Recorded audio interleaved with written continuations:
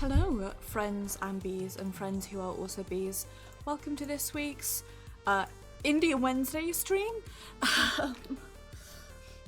That's right, it is Wednesday. My starting soon screen is abhorrent to the eyes, but that's right because of who I am as a person. I've decided that's okay, and so you now will have to live with it. Welcome to Indie Wednesday. It's Pride Month, and that means that we are going to be playing a variety of different indie games every Wednesday to celebrate Pride Month. I'm going to be doing one each week, and then after I finish the Higurashi series, I'll probably wind up playing them all anyway. So I'm not going to do the thing where I'm like, and you choose which one let's play first, because I want to choose that. And two of these, if found, and heaven will be mine, I've been desperately wanting to play for ages. So,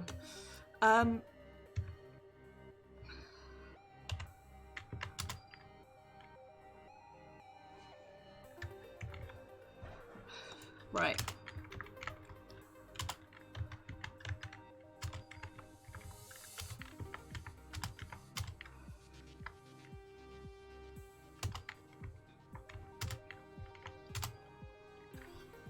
Okay, the changes that I was making to the game to make it better seem to have worked, so let me just do a thing. Right, that's gonna look a bit awkward, but indie games be like that sometimes. But let's swap over to the GP, shall we? As you can see, as with Tuesday stream and for the rest of my streams, certainly for the rest of June, possibly for the suitable future, we'll find out. I am fundraising for the Bale project. If you want to support, the link will be showing up in chat every so often, or you can use !fundraiser to bring it up. It will be Listen, I'm bad at words. I can't speak. I'm half asleep. I've had a terrible headache all day. Let's just get started, shall we?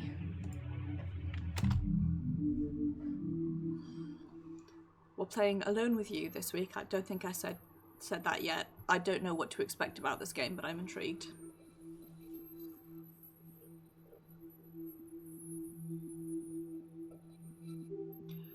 Music and sound design by Ivo Steins, either.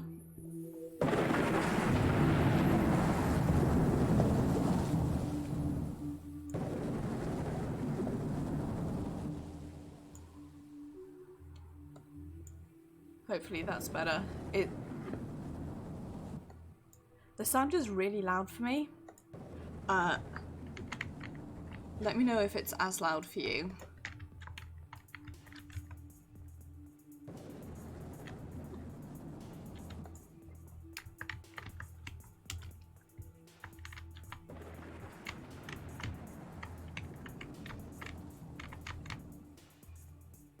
Design and story consultation by Mike Ducey.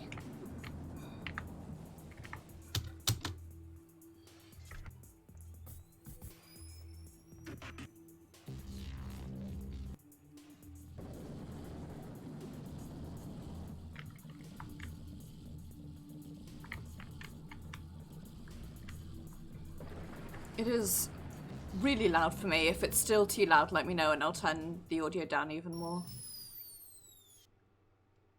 Story design and programming by a guy whose name I missed because I was not paying attention.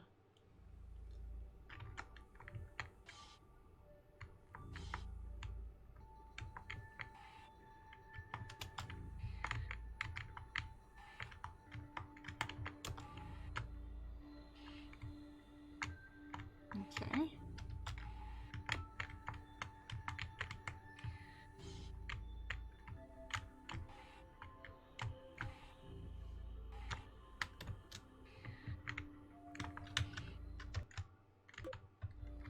It's not actually like told me. There we go. Well, this place looks like approximately how my my apartment feels at the moment. Hollow sim chamber, or we can go to the main hallway. Inaccessible. Main hallway it is then.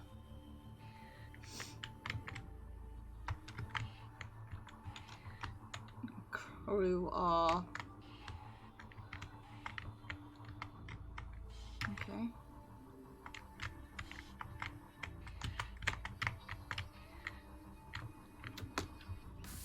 I'm just going the only place I'm able to.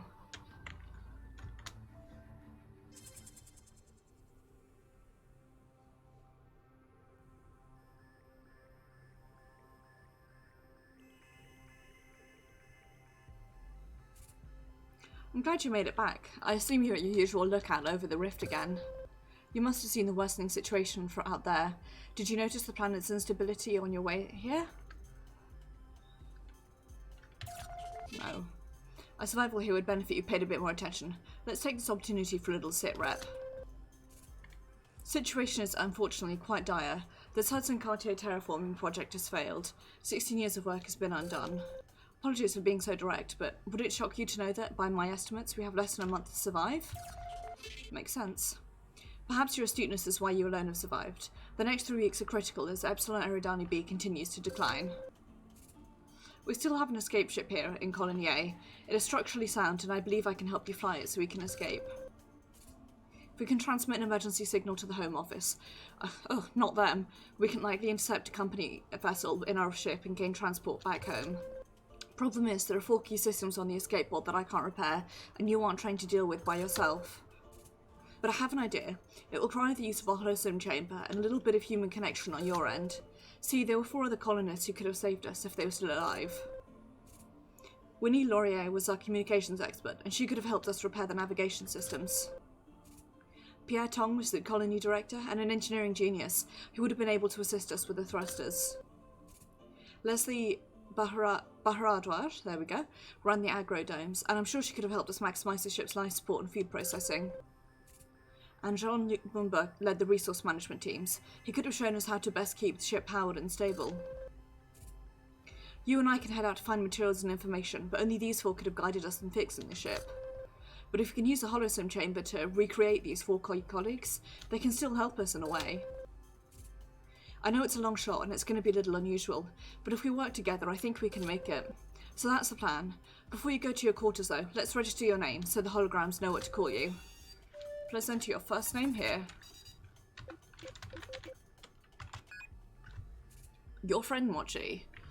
Is that correct? Yes. I'm glad you got that straightened out. For now, just head to your quarters and rest. You'll need it for tomorrow.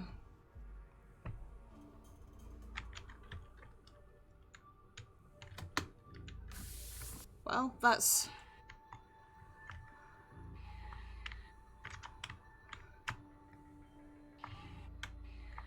You really do love to hear that, you're in space and something terrible has happened. And now you're stuck. This place looks like shit, to be honest.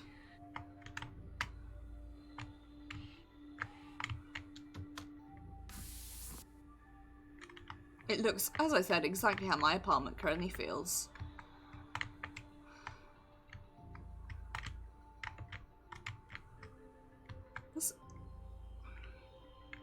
Aside from how uncomfortable the bed looks, this is a pretty cute little room.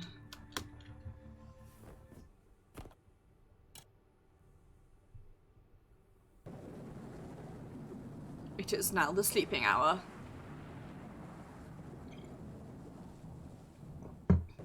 Day 1.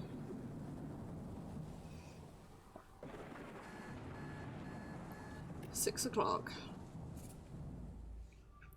Good morning. I know you've just woken up. As we discussed, time is of the essence.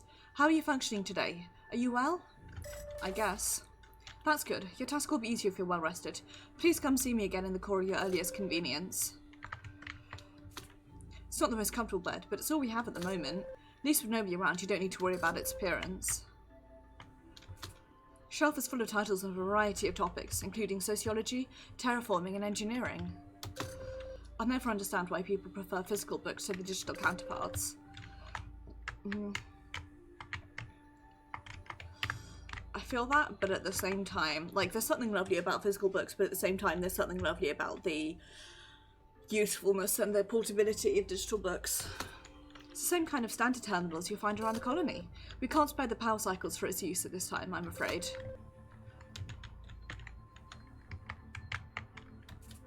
You left an empty photo frame, a rag, and some non-functioning equipment there. Sounds about right.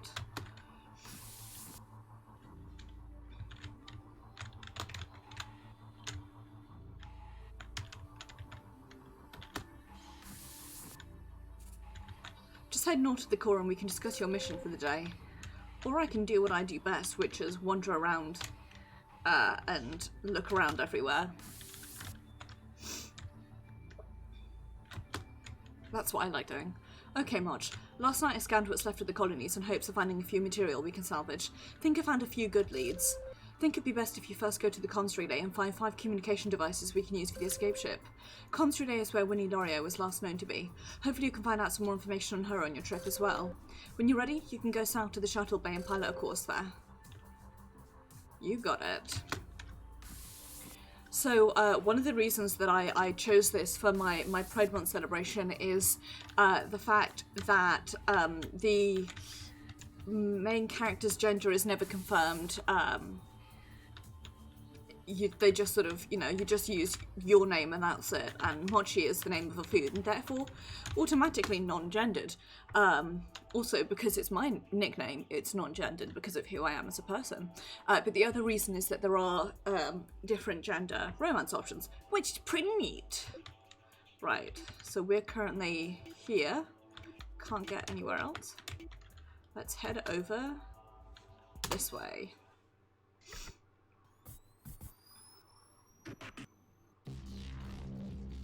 I like that our tank makes not our tank, our what's the thing they call that's for boats what can also go on land?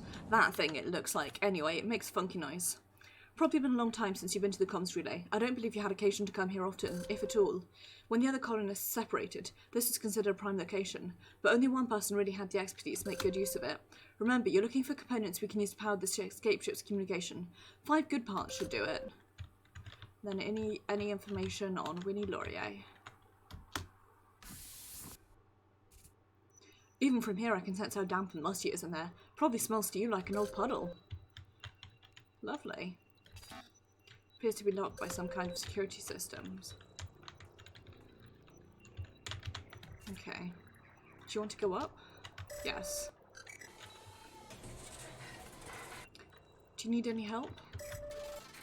You're looking for components we can use to power the escape ship's communications. HK now help. Right. Looking for components.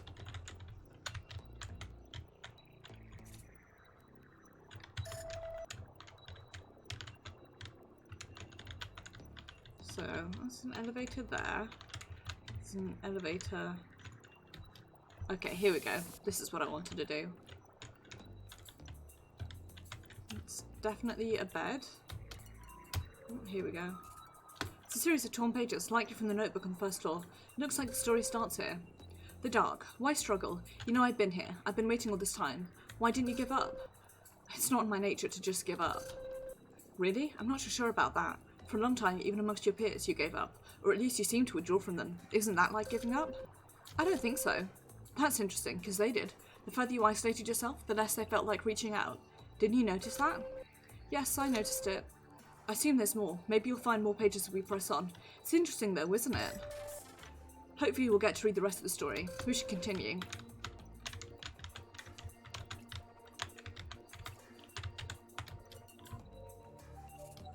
It's an open relay conduit. It looks like someone had repaired this terminal more than once in an attempt to continue transmissions. Some clever work here. Your scan will help me configure the ship's communication parts to be more redundant and fail-safe. Now we only need 4 more communication parts from this area.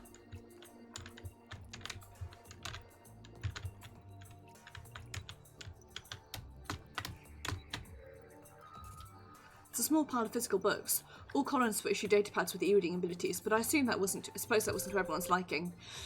These were assorted philosophy titles from old human writers. You can see very neat notes written in the margins. First page has a monogram on it. W. Probably for Winnie. I'm guessing this was her sleeping bag.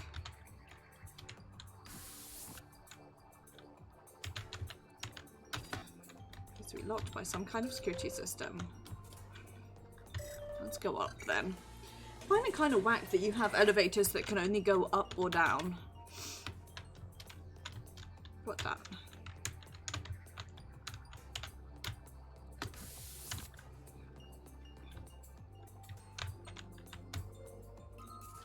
Looks like a further set of pages from the field notebook on the first floor. The story continues. So what made you change your mind? You're here talking to me now. You wouldn't have entertained that before. What changed? Well, this is the end, isn't it? There's someone else out there, so I'm talking to you. You know that's not true. There are still others out there. You can hear them on your radio. But they don't know that. They don't know I made a new radio. Of course not. That's what makes you so interesting. You withdraw, but in your way you still reach out. You just don't want anyone to discover that. Man, relatable as shit. Paula falls silent for a moment. The story sounds like it's getting serious. Curious, who are we siding with right now? Paula or the dark? She just seemed to be in a dire situation. Well, let's keep looking. Just more in the sense that being someone who emotionally withdraws and then like wants to reach out but doesn't also at the same time doesn't want other people to know that they've reached out. That's relatable as shit. You know?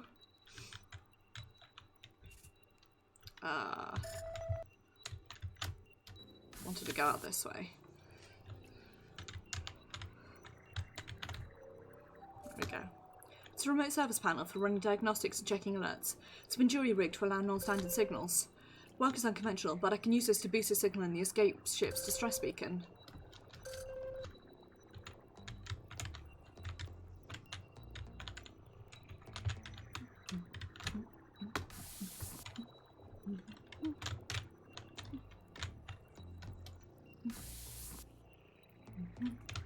This should be where... It's a standard issue bedroll, made of highly dense microfibers, so they're very lightweight and yet warm. Looks like someone's been using it as a habitat of sorts. Very curious. Hoard of old Earth technology on that dusty shelf. Amazingly, several of the pieces are still functioning. Someone must have collected these old computers, sound systems, and radios. Your scan will help me to fabricate something inventive for the ship, I'm sure. We need 2 more communication parts.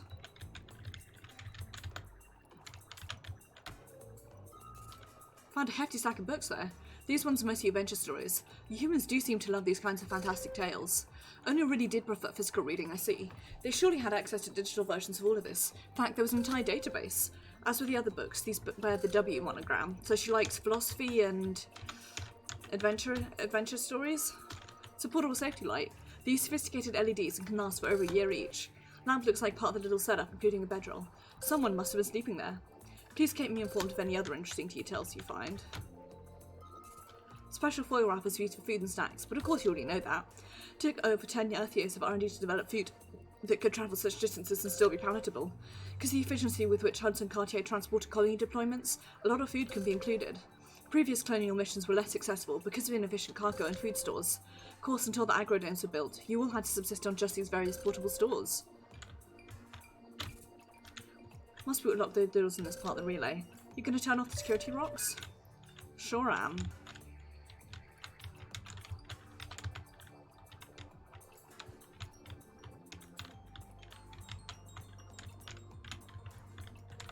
Can I look at anything else over here? No.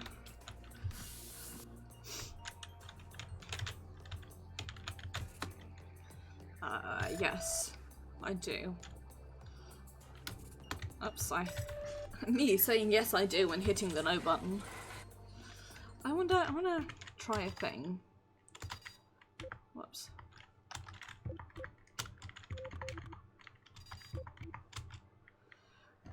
See what the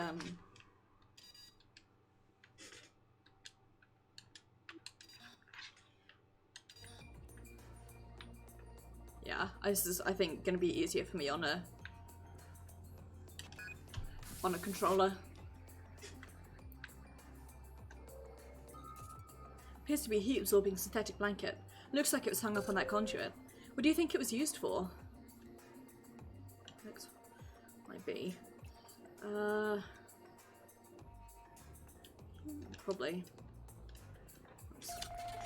With no intended use. Room likely doesn't have enough running equipment in it to keep very warm.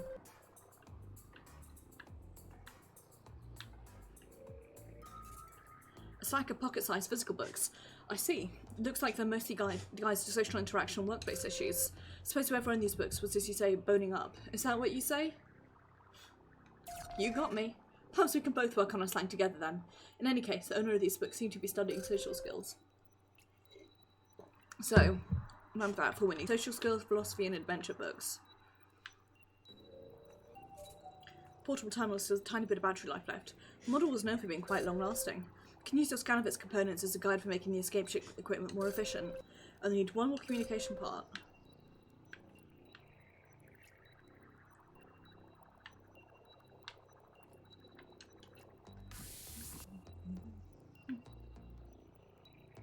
I'm really liking this music.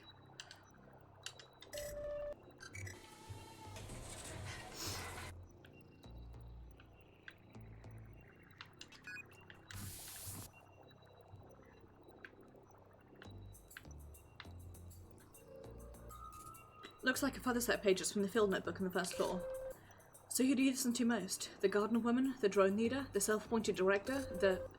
William. Sometimes he's still broadcasting the old colony. He sends me little messages, actually. And why him? Why William? He was so important here. He kept things working. He kept things repaired.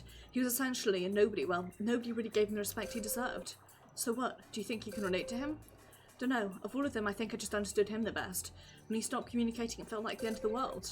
Well, when you think of it, it might be. You said it yourself. Paula gives the dark a gold long stare, the toughest she can muster. There's no point in arguing the inevitable. Paula doesn't say anything. Seems to be the end of the story for now. I wonder if William is in reference to the Mr. William King, who was the maintenance chief in Colony B? Seems so. Scan is still functioning terminal that's apparently hooked up to the tower's mainframe. I bet you that room is warm. Mainframe is unfortunately damaged, but the terminal you scan can still help us. Good work. We'll finish there, you can use the shuttle to return home. Still look around and see if there's anything else. Standard issue field notebook. Use these as well as data pads. Notebooks are inexpensive and use transport. Studies reveal that humans enjoyed physically writing on paper. Unless you're me and have dysgraphia, in which case physically writing on paper is a chore. I have a notebook that I use for work, but it's like for like recording phone calls and stuff. I try and avoid writing stuff down as much as possible. I use it for like shorthand notes for myself only. And I will write things like I wrote like my desk new quest list is in a notebook, and I have like a notebook with my my college stuff, but it's very much like unofficial. If I can avoid writing stuff by hand, I will. I suppose tactility is important in forming emotionally impactful memories. It is also inefficient. Speaking of which, this looks like the beginning of some sort of fiction. It reads the last interview with Paula M. Paula had suffered a large night of struggle against the dark, and now in her final moments with it, she relented to its questions. These are the only pages included with the notebook. If we want to read the rest, we'll have to find the other pages, so that's just providing a bit of context for the pages we found. Comms relay appears to be in worse shape than I expected, but good work. Looks like you found what we needed for today. Go ahead and use the shuttle to come back home.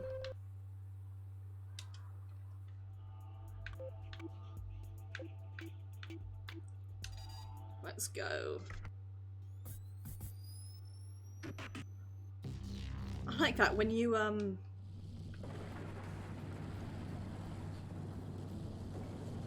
it gives like a funky little rumble when it turns on. This is definitely easier with a controller, I think. It just feels a bit more intuitive, though I keep having to hold my controller up to remember which buttons are which, because I don't know. Hi, Pixie! Thank you very much for the host. It is very much appreciated. My alert seems to have not gone off, which is wonderful, but thank you for the host. I hope you're doing well, Pigs. I hope you're having a good day. I hope you're looking after yourself. Congrats on getting off Facebook. I'm seriously considering deleting it. The only reason I'm not is because it's the only way I have of keeping contact really with my London friends. Nice. The alert hasn't come through, but thank you for the resub. It is very appreciated, and I do hope you're doing well, Pix. You've come along after I've just completed my first mission of the day here in Alone With You, which is a game about recovering from a fucked up colony and trying to escape, and also being gay in space. That's good. I'm really glad to hear that. Do say hi to her for me and tell her that I'm giving her virtual hugs. Not physical ones because social distancing, but I'm giving her very big virtual hugs, if they're welcome. And if not, I'm giving her double finger guns from 2 meters away. You've arrived. Please see me in the core immediately so you can process your findings. Adventure games, communication, and philosophy. That's what Winnie, who was the communications expert, was into. I'm repeating that to myself, so I make a mental note to myself of like, one of thousands of drones that used to help build and maintain the colonies. Poor little guy looks so sad, don't you think? Aww. Worked tirelessly to keep everything running smoothly, but without power and maintenance, they're as dead as anyone else.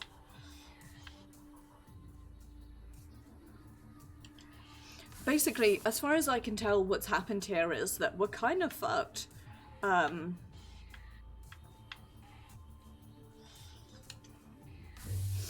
We've established a colony that fell to pieces, and we're the only surviving person. And the AI has already told me off for saying I didn't know a thing, because I genuinely didn't, but... Sync the data you scanned and collected today out there. Thank you for bringing this to me. I have good news as well. I've got the Holosome chamber up and running. The constructs of the 4 colonies are already loaded. Already working on helping you, but due to the currently limited availability of processing cycles, chamber's a little shaky. You can retire to your quarters. When I've got the Holosome stable enough you enter, I'll call for you.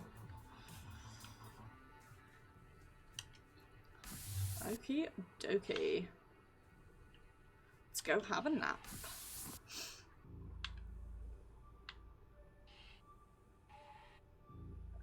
As I wander about everything looking for stuff that I can look at.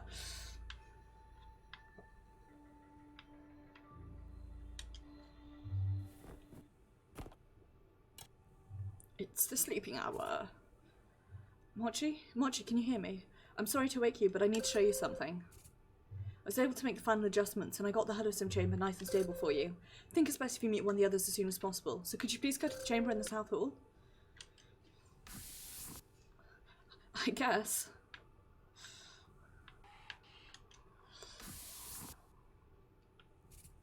Just head south to the Holosome chamber and we can begin. Thank you for coming. Chamber will only work at night when other systems are powered down. It's a limitation of the current situation, I'm afraid.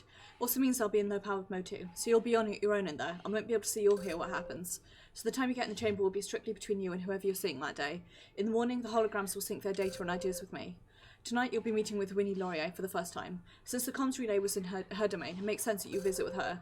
Remember, these holographic recreations, they're based on data backups I kept for each key member of the colony. They are in effect the very same people. However, after the Rift event broke off communication with other parts of the facility, I lost track of these people. I was no longer able to keep them up to date. These constructs won't remember anything past a certain point. They might be a little touchy about that, so please do be careful. When you're ready, just enter the chamber and use the control station within. When you're finished, you can return to your quarters. I'll speak to you again in the morning. Thanks in there.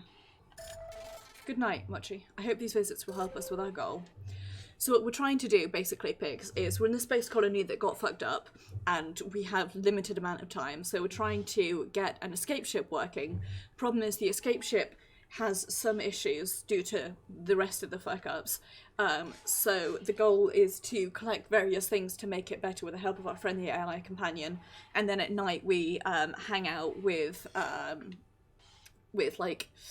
different people, basically in order to sort of get their expertise.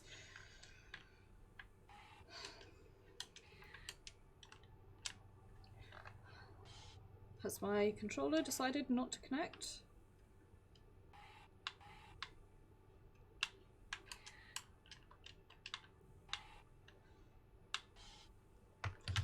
What's going on here?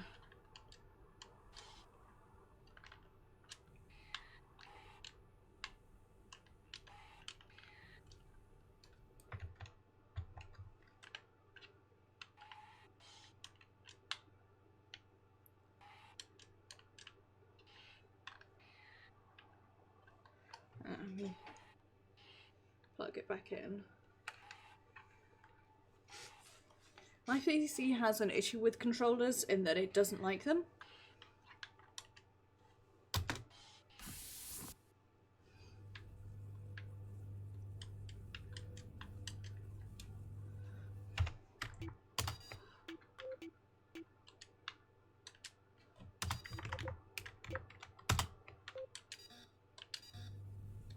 That's better.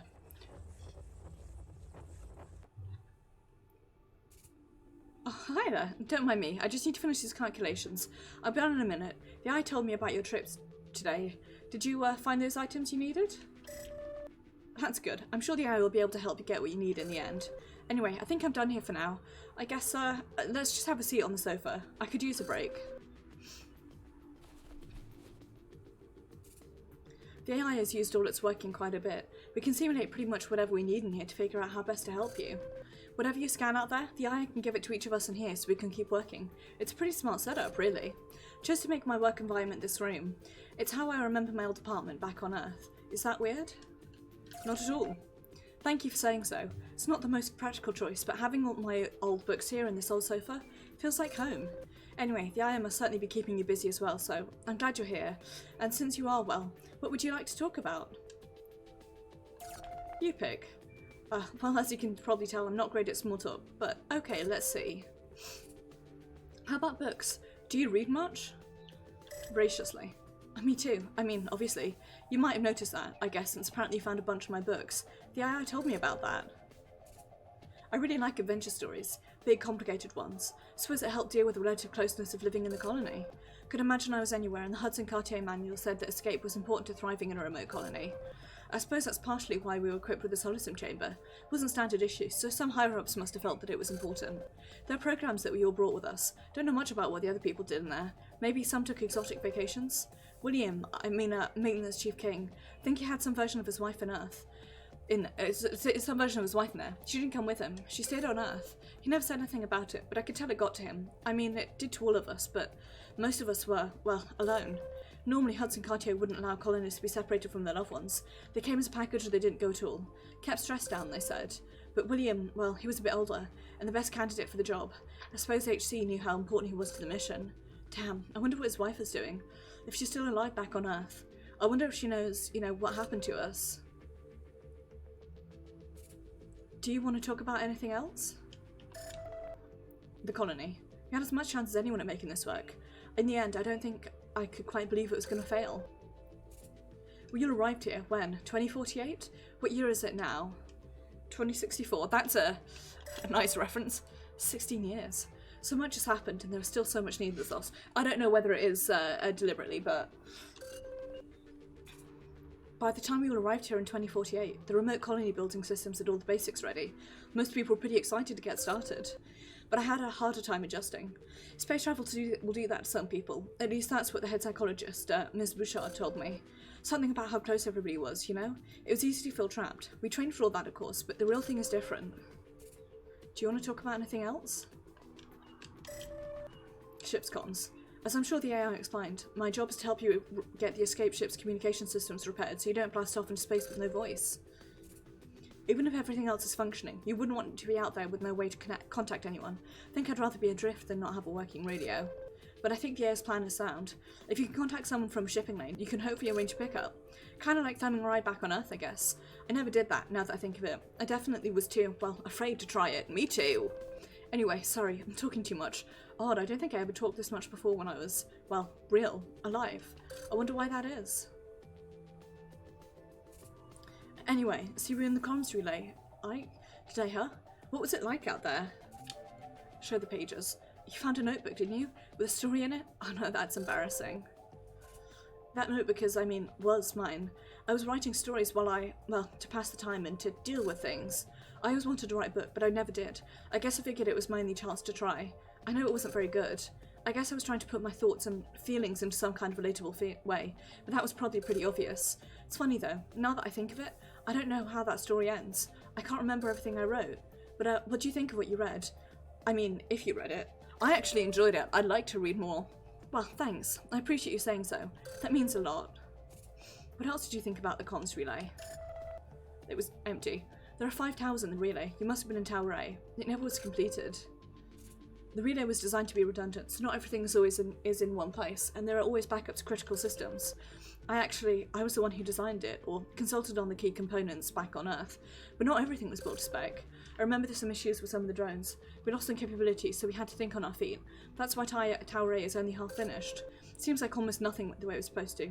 It's so awful to think about all those people. I know. You have it worse though. To be the last, I can't even bear to think about it. What else did you think about the comm relay? It was damp. The acidic rain must really be wearing it down then. That was one factor we couldn't properly account for.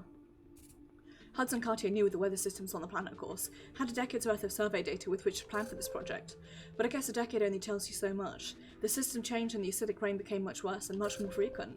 I'd be surprised if any of the structures there didn't suffer damage. In Colony B we had it the worst. Things eroded so fast. Comms really seemed relatively intact, but even so, it was tough to keep the equipment working. I can still feel the chill of that place somehow. Maybe it's a good thing you have that scarf. Do you want it?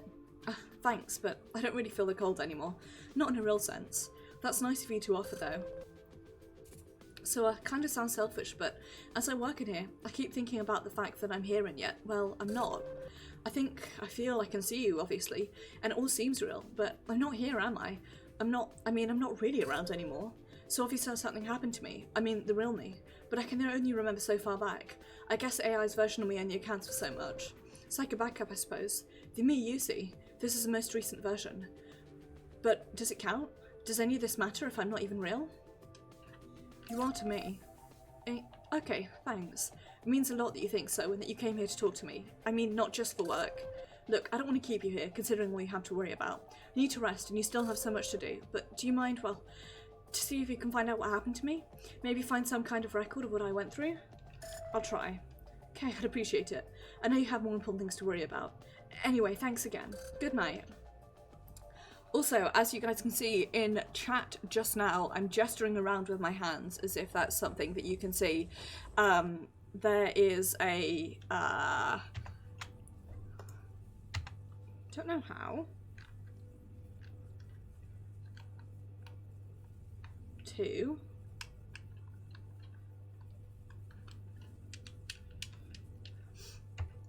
open up the menu now. There we go, that's how. I'll do this, and then there we go. In chat over there, or if you're watching this on YouTube, it'll be in a link down in the description. There is a link to the Tiltify page where you can support my campaign to raise money for the Bail Project, which is just my attempt at doing something useful with the time that I am spending. There is absolutely no pressure to do that. You don't need to if you don't have the funds. I completely understand, but it's a thing that, you know, can be done with the thing I'm doing, and if you want to support, you are more than welcome to. In fact, please do. I know how to speak words. I'm very good at it. I feel like I should have gone with the I promise for that last one, but I feel kind of bad making a promise I don't know if I can carry out. Having just yesterday had the Final Fantasy cutscene where Alice talks about the cruelty of making promises. You know that you can't, like, making promises without being able to actually know that you'll be able to carry them out. Field command to day 2.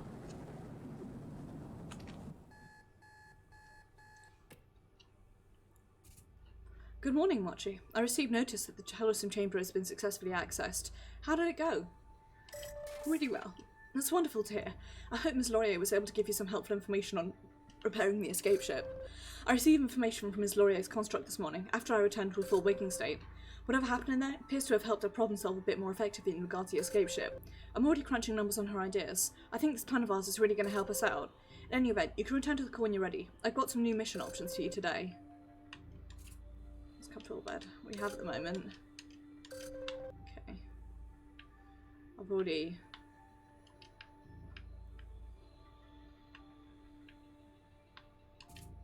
Limited specialties always be comfortable. I think I've already looked at all the things, so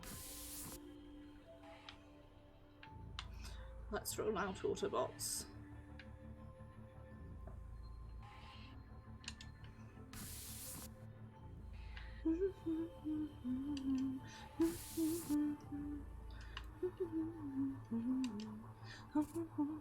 Now that you've been to the comms relay and we have the Holosome chamber working, I think it's time to branch out a bit. You have a few choices. First, we can try and recover plant material at the agrodomes. We need to start equipping the escape ship with material for food processors. Leslie Baharadwaj ran the agrodome, so if you headed there today, you can meet her tonight in the Holosome chamber. Next is what the colonists call the Caves, our energy mining and processing centre. Mine is available to visit. We could use more resources for fuel. Resource manager Jean Lebomba was responsible for energy production, so if you head there you'll see him tonight in the Holosome chamber. Next is, well, Colony B. Due to recent shifts it's finally accessible again, although I'm reluctant to send you there. It's likely in a terrible state, but it might still have the parts we can salvage for the escape thrusters. Unfortunately we have no choice but to check. If you do visit there you'll get to meet Director Pierre Tong tonight in the Holosome chamber. You might not like what we discover though. Discovering more about each colonist is key to our survival. The more you can connect with their constructs, the more the help they'll be to us. When you're ready, you can head south to the shuttle bay to plot a course to one of the areas. I think let's head out to, the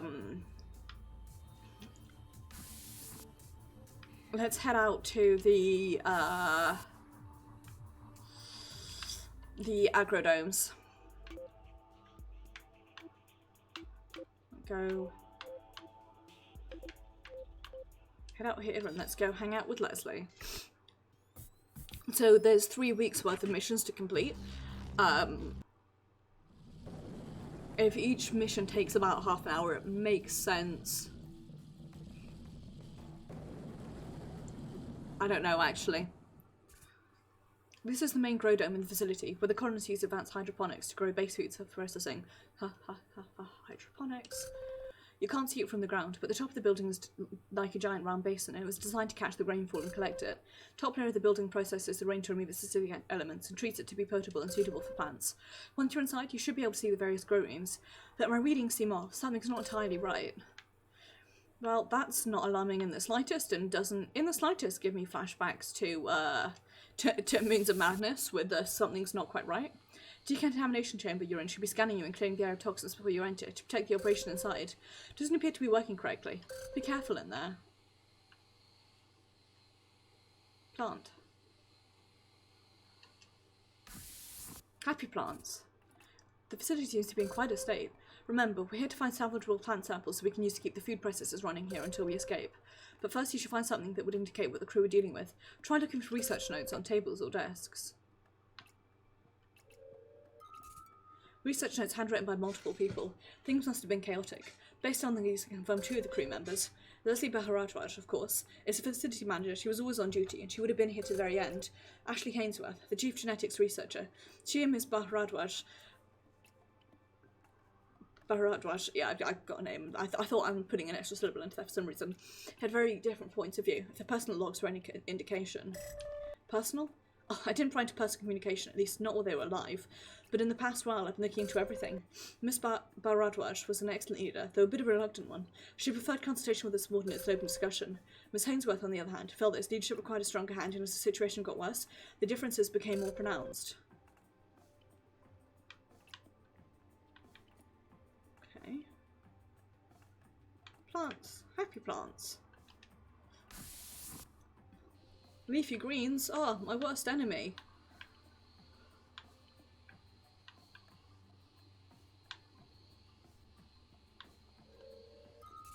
Flowers growing at the base of the vines. They appear to be either resistant to the toxins that invaded the dome or a result of them.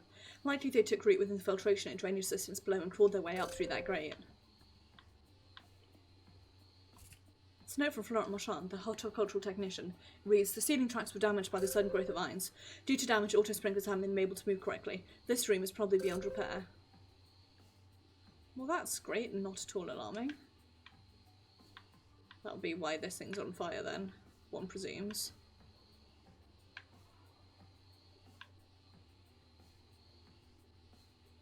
God, there really are fucking vines everywhere, aren't there? Yike.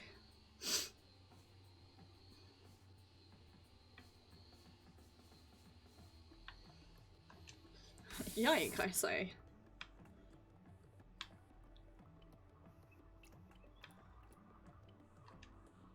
Can't get into the flower chamber.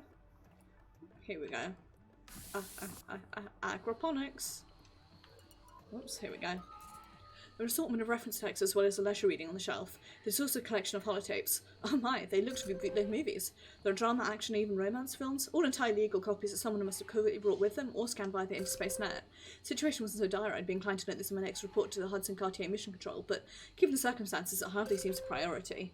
So we know somebody was into movies. The wall-mounted cot is similar to your own bed. It was meant for short-term rest for the colonists who worked here. Sometimes longer than normal hours were required, and the break room was used as temporary sleeping quarters often.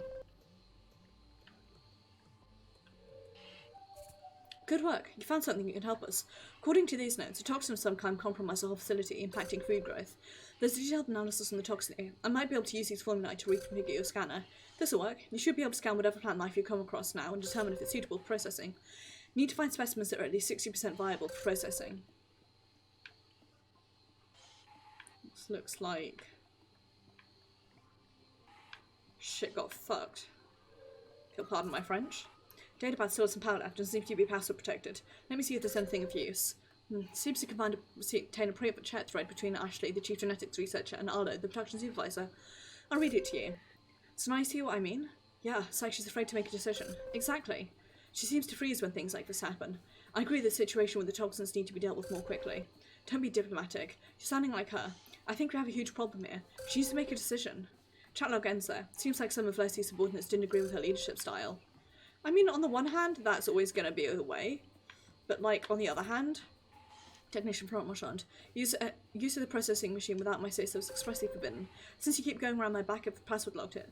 You want in? Pay attention to my warnings next time. That is fair. We need to find a password. Let's head back out to Leafy Greens and see if anything here is any good.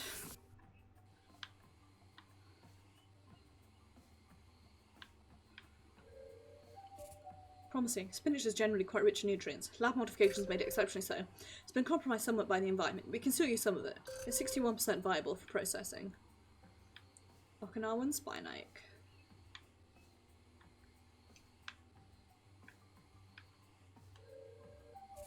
Scanned rampion, ancient earth vegetable. Geneticists recently revived the strain for its hardness to nutrition. This leafy green is still 70% viable for processing. Just going to keep looking over here to see if there's anything else. No, just the Okinawan spinach. Okay.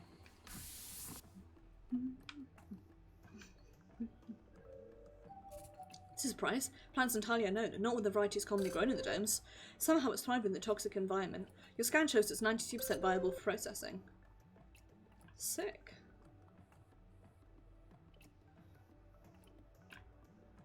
You really do love to see it. Roots and tubers. Looks like a seismic event collapsed when the water through here. You may be able to escape size. Okay. Oranges? Modified potatoes. The rich colour comes from the extra vitamins and minerals they carry. Looks like these potatoes were heavily affected by the toxin. They're only 35% viable for processing. Giant potato tree, huh? Sorry, Mochi. Appear to found the corpse of Arlo Jaeger, production supervisor. His body is trapped beneath the rubble from that wall. Looks like he attempted to keep himself alive with the produce in that room, but either the tainted crops got the better of him or help simply never came. Yeah. You hate to see it, folks. An unknown species of flowers has sprung up in the hydroponic system. Appears to have mutated from another strain. Checking the flowers again to see if they're even viable as a food source. Appears not. The two alien frost systems. These flowers are barely 5% viable for processing. Well, shit, damn and piss, huh? Can't say I didn't try. It's a note from horticultural technician Florent Marchard. Special ventilation for this room is permanently shut down. Nothing we can do about it. In addition, if you two could have stopped bickering, maybe you'd have done your job and these crops wouldn't have failed. So it seems like there was some sort of fight of some kind. I feel like no matter, a fun thing about leadership is no matter what your style is, people are always going to criticize you for it. But like that's a side effect of being, you know, major team leader, I guess. Wouldn't know, can't relate. Mine's already taken root.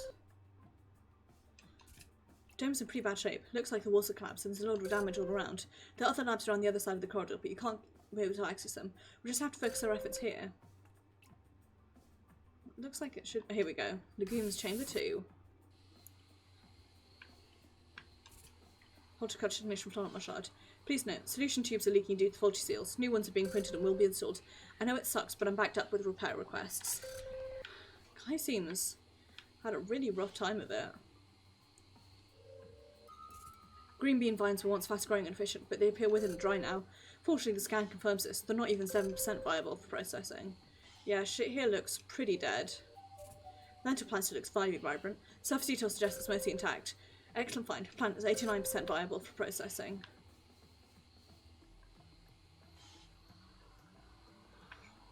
Okay.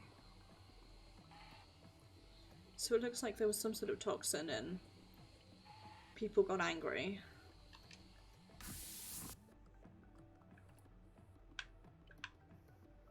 We can't go past there. We can't get in there. Searching for plants we can use for food processing.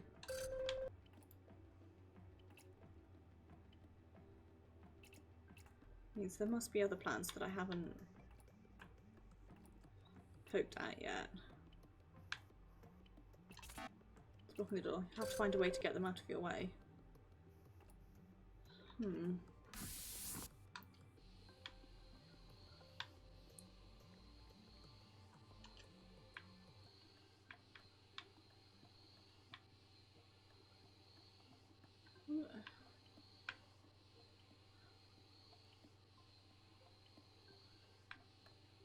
Is there anything else I can do?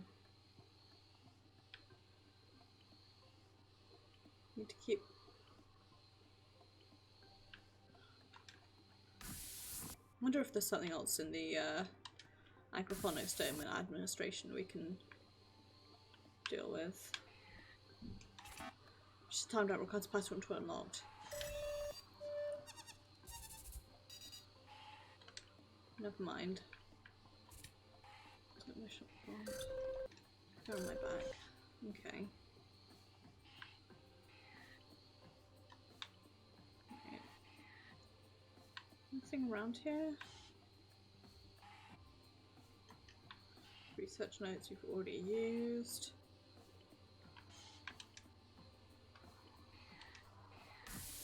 Okay.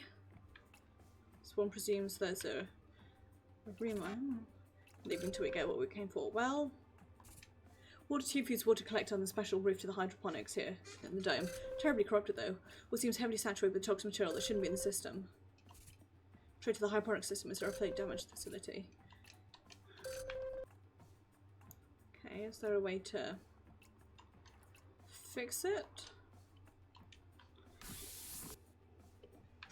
Feels like there must be something more over here.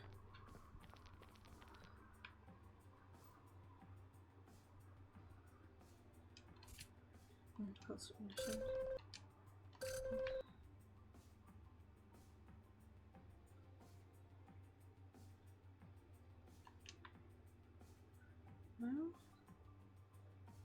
Just the plant? Nowhere else we can go?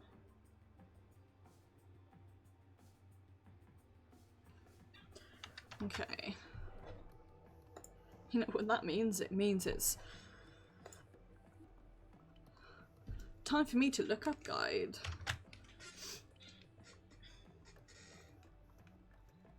As it's so often the way. Alone with you. Guide. Not a trophy guide.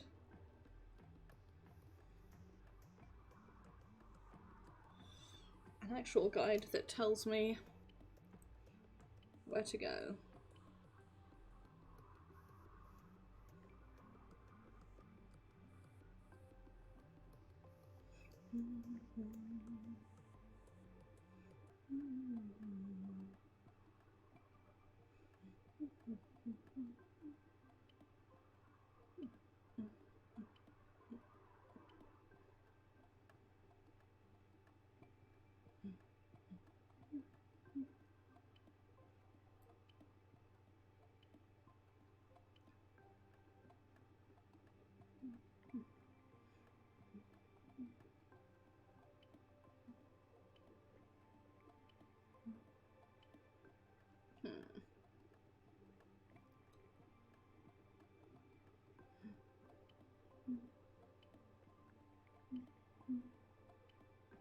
Here we go, right.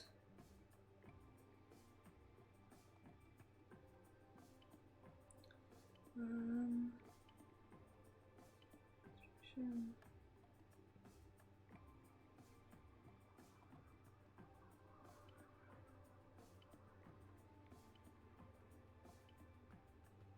Ah.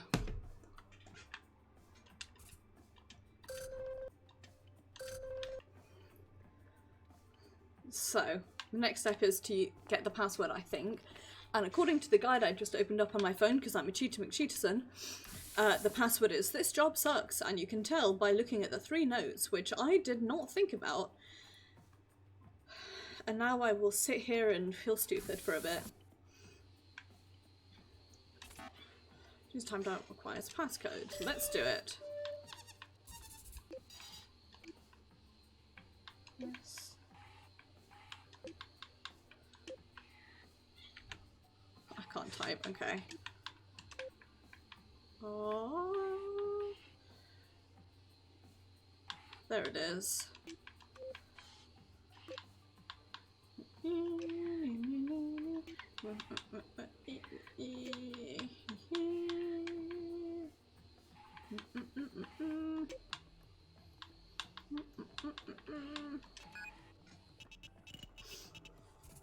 It's a processing machine. Colonists would take crops and turn them into raw materials for the food processors and life support systems. Looks like it's been reconfigured. Judging by the data, Miss Bharadwaj, I keep putting an extra syllable into her name, Bharadwaj and her crew were trying to create a herbicide to fight off the invasive vines. Looks like they partly succeeded, but they may have had to abandon the dome before their work was finished. Why? Likely another seismic event forced them out. Someone began an automatic procedure, but they didn't collect the results. By activating the machine again, you confirm the procedure. According to this, a successful herbicide was made. The machine should dispense it to the slot beside you. I really am getting,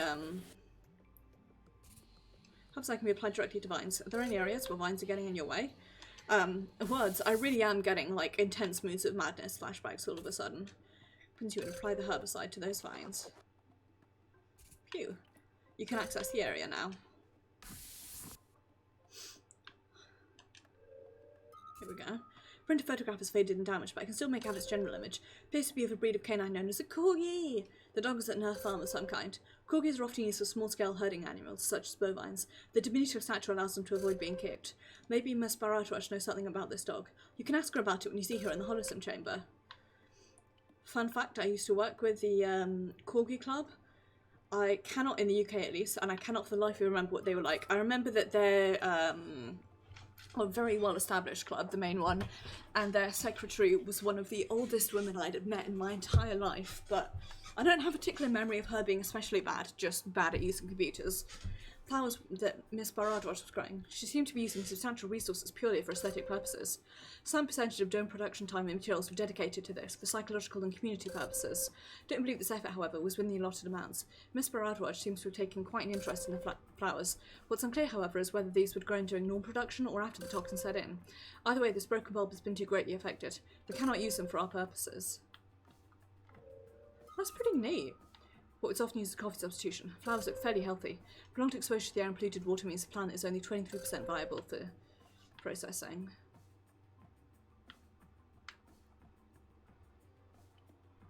I don't know, I still think it's pretty cool that, like, they grew flowers in these little pods. That, if you ask me, is pretty neato.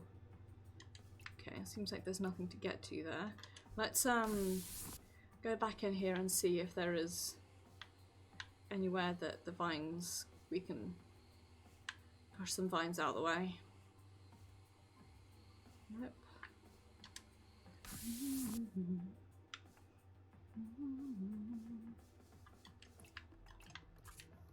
Traded. Okay.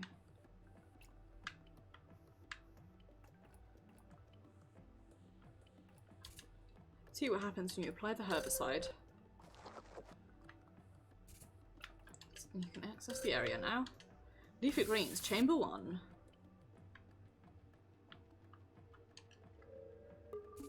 Regret to inform you've discovered the body of Laurent Marchard, horticultural technician. His remains are quite old and your scanner reveals little on how he died. Appears to be severe trauma to his skull. It could be from a heavy blow or a sudden impact if he fell. There's ladder death suggesting he was using it to repair something, but I can't be sure. That would be my guess. God, that's fucking rough.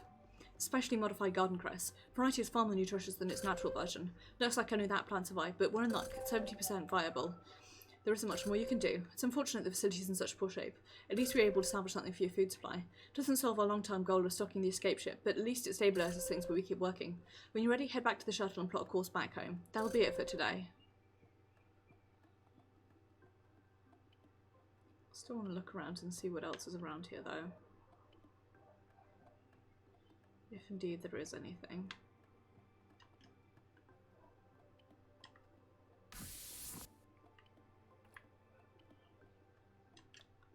Like...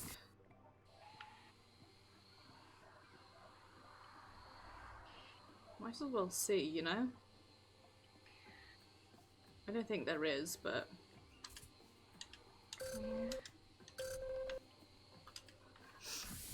I like that the guide for the password, by the way, was it was like, pay attention next time. The thing that I did not do. Looks around shiftily. Agroponics. Poisonous plants that have invaded the domes has changed indeed. We're fortunate to find even as few samples as we did for our use. Looks like Miss Baratwash and the staff were scrambling to figure out how to combat the toxin and revive the food system. After the Rift event, so many things fell apart. We're discovering more and more evidence of that. Suppose there's nothing more to be done then. You should get back home and out of the rain.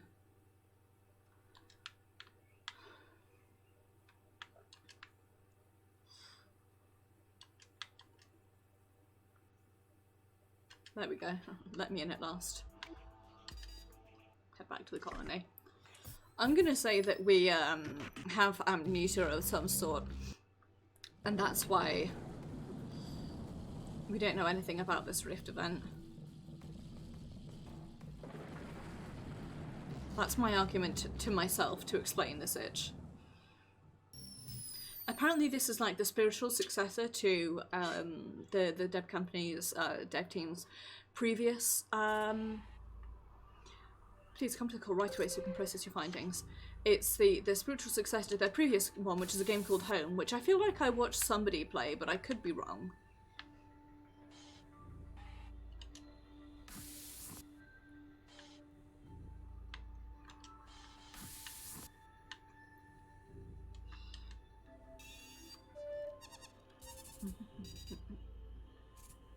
Okay, all the data you collected today is synced and ready to be worked on. You did well out there. Since you went to the Agrodomes, you'll be able to visit Miss Baratwash in the Holosim Chamber tonight. You can retire to your changes when you're ready. I'll call for you once the Holosim Chamber is available. Okay. Time to go have a nap.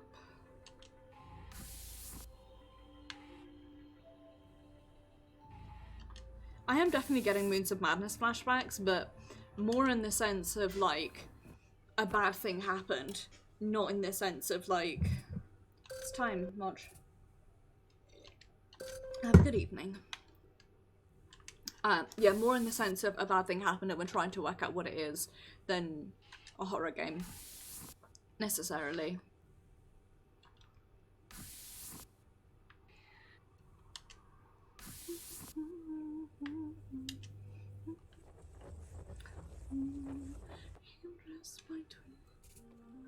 Hello there. It's nice to finally get to meet you. I'm aware of your trip today, at least partly. How did the mission go? It was okay. Just okay? I mean, I hope you got what you needed. If what the AI was said was true, you'll need everything you can get. I've just been here, tending to my garden. It's odd now that, well, this, I guess, I finally get to do what I love. Back in the agrodomes, we were under a lot of pressure. Managing the staff and the operation was so important, but if I'm being honest, it was always the plants that I loved. The process, the puzzle of it all, you know? Tell me more. Well, you know, the others were obsessed with radios or drones or ships. With me, it's always been about plants. When I was little, my family had a small farm, one of the few that were left. By then, agriculture was almost entirely automatic. It was illegal to sell the crops we produced, too much regulation, too many companies controlling our food. Probably remember that. So we were only able to feed ourselves, which is also technically illegal. Everything we grew was natural, or as close as we could get. After my parents died, I couldn't afford to keep the farm, to fend off the legal challenges from companies who claimed we were stealing patented seeds. Somehow I found my way here. HE gave me my labs, gave me farmland, let me set up the greenhouses. All the rations we had here, those were all designed in my lab, tested in my fields. All I ever wanted was to work with plants. Do you know what I mean? I get you. That's comforting in a way. When you're the director of an operation like that, it's hard to find people who share your passions. When I signed up to come out here, I was thrilled with the idea of cultivating and nurturing an entire ecosystem. I mean, HC had a plan, of course. There are stages to terraforming, the ultimate one being, really, the creation of life. Just imagine it, this whole world, green, lush, vibrant, just like what Earth used to be. The promise of that kept me going every day. All I ever wanted was to work with plants. Do you know what I mean? How so? It's like anything else. It's rewarding to be challenged, to break new ground. Plants are like that for me. Maybe it's different for you, but the thrill of seeing new life grow between your hands and your feet, it's magical for me. Especially since this facility is so cold otherwise. All these prefab walls, building block pieces, everything in its place. Plants, flowers, trees. You can only impose so much order on them, you know? They soften the edges, reduce the monotony. But now, all I have left is this little garden. And it's even real, nor am I. Oh, Mochi, what are we gonna do? I don't know. It doesn't give me much hope. But you must know what you're doing, if the AI thinks so. Listen, let's change the subject, otherwise we won't be able to calm down. You must have some questions. Something you want to talk about? Dog photo. Always dog photo. It's Charlie, my old dog. Also, I appreciate her attitude. I just have this deep and abiding hatred for all things outside and outdoors. And so that puts me straight off due to the fact that outdoors is cursed. Charlie, my old dog. Where did you find this? Boy, do I miss that old corgi. Poor Charlie. Don't know how long it's been. Before I committed to HC and eventually this, I had to give him up. He was the best. Tried to make him a working dog, but to be honest, he was kind of lazy. I wasn't great at training him. Charlie would sort of pretend to listen to me, but he always had his own agenda. I was a sucker for it. He was just too charming, that scruffy little guy. Probably, well, gone by now. But the farmer who took him in was great to him. I know. Good old Charlie. So glad you brought this to me. It's nice to think about the old farm. It helps me focus. I think I can work even harder on these fixes for your ship now. Anything else you care to talk about? Your staff. Okay, we can talk about them. Although I warn you, I'm better with plants than I am with people. I think one of the other reasons I love working with plants so much is their systems. I can understand. People are different. Lab work, farming, it's all complicated and often hard to predict, but people are just more so. Being chief at the domes reminded me of that. If I'm being honest, I'd prefer to be in the labs all day, not managing people. I'm not sure I was the best at it. I know I wasn't, although I can't quite remember why. I guess the AI's version of me isn't quite as complete as it should be. I do remember, however, Ashley. She was a chief genetics researcher. We didn't always see eye to eye. Just before the Rift event, I recall us having quite a heated argument. She wanted to push ahead with a new strain of tuber and I disagreed. Is there anything else you'd like to talk about? The domes. I can tell you more about the agrodomes, but before everything went askew, it was quite the place. You probably only saw the main agricultural dome. That was where all the production took place. It was really something else. Prior to coming here, we had researched for a decade the kind of plants we should cultivate. We went through so many trials for suitability, nutrition, efficiency. We couldn't bring meat or animals, they were just too costly and difficult to manage. But the food processors could take plants' parts and create so much with them. That technology was headed up by a team that Pierre appointed. My job was to find the right plants, the ones that could be used for hundreds of different things. We actually lost more seeds than we expected during space travel here, so in a way we started behind schedule. Finally, I was able to farm for real, not just to feed myself, but supply an entire system. I think my parents would have loved it. I can't thank you enough for coming to visit. It gets lonely in here, even if it is beautiful. I hope you'll come back again sometime. You bet. It'd be great. It helps to talk about these things, go over all details. It'll keep me sharp so I can help you with your ship. I'm gonna go back to my garden now, I suppose. Good luck, Mochi. I hope to see you again soon. She seems nice, though. I have a thing with, also, Hollow Sim Chamber says trans rights. I have a thing with leadership where I like organizing things and like I'm not particularly good at organizing people or like assigning people to things, but I like at work when we get new paperwork for the year, one of the first things I'll do is go over it and like sorry, one of the first things I'll do is go over it and I hit the wrong button. There we go. Yeah, so one of the first things that I'll do is I'll go over it, and I really like that. I like that, being able to go through a thing and then relay that information to people, but I'm not very good at like actual people management. Holograms seem very motivated. Do you have an enjoyable time last night? Is that okay? Of course it is. Interfacing with the holograms appears to inspire them to help more. That is a very positive side effect. As long as they feel inspired to aid you, I believe they will excel in their work. Please keep this in mind. There are 2 more areas you can explore to further our goal. Come see me in the core again and you can begin your day. Kind of want to head to the cave next.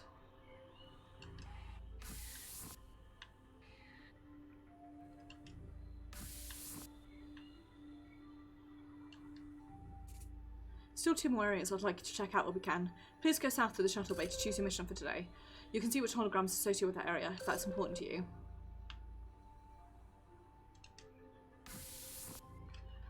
The cave feels right to me, and then the last one we visit will be Colony B, as the like...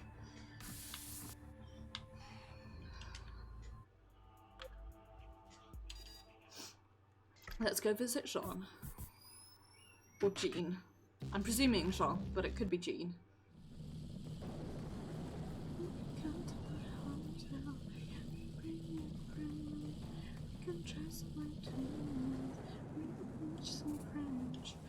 The planet's landscape is hostile. Its core is rich with minerals and a special kind of crystal that it can process into fuel. HE did decades of research to understand this crystal and how to exploit it for the energy needs of the colony. I'm not sure why your colleagues chose to call this facility the Caves, but it contains the administration offices and used for the mining operation. After the rift event, the caves are being offline. I need you to investigate and find if there's anything left to process.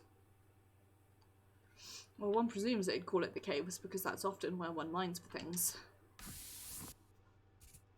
Administration building is where Mr. Lubumba and his staff worked. So far, it seems surprisingly intact.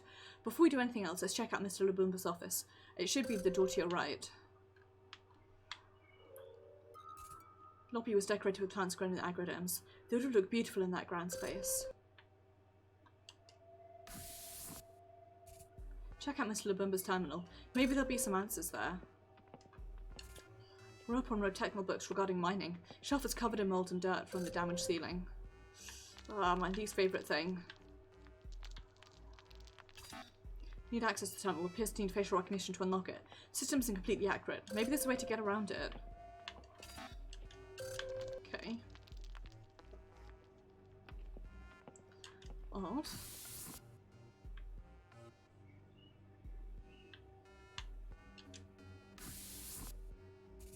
It's the command center for the mining facility. All the actual mining was done by drones. It's much safer that way. Operations staff manage the drones in the mine from here. They track the blasting, sorting, delivery, everything. Isn't much trace of the staff here though. That's odd. I don't have records of an evacuation. Big displays showed the staff the real-time movements in the drones, plus general conditions and other data. This one has been damaged, so it won't be of much use to you.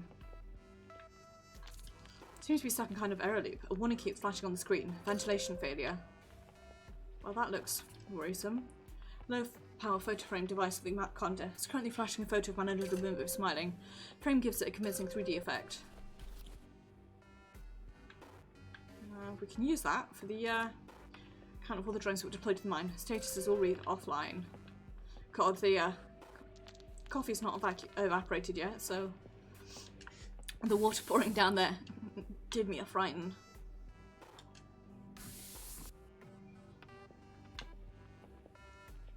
I like that the guy keeps his fire extinguisher right next to his books. It's very sensible. Resource Manager Lubumba's terminal contains all the usual reports and statistics on mine's operation. Let's have a voice conversation between Mr. Lubumba and Dr. Piertown. I'll give you the details. Don't you see what's happening out there? I see it just fine. I'm handling it. Damn it, Pierre. Just admit we're screwed. The rift event has doomed us all. It's not like that. AF 4B/3B is every distress signal we've got firing back home. Keep misreading that as AFAB. AFAB/AFAB. 4B and 3B. We're gonna be fine. Fine? Calling B's a smoking ruin. Everyone's blaming you, you know. Our genius leader, completely out of his depth. We're gonna be fine. We're prepared for this.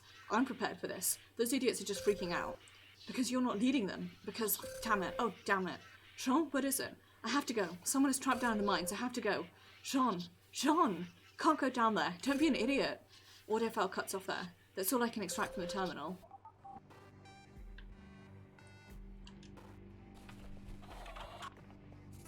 Monitor shows a real-time overview of what's going on in the mines. Blue indicator is where you are right now. Those red areas, though, those indicate humans who shouldn't be in the mines during operation. They could indicate survivors I couldn't account for. You need to get down there and verify if anyone's still alive.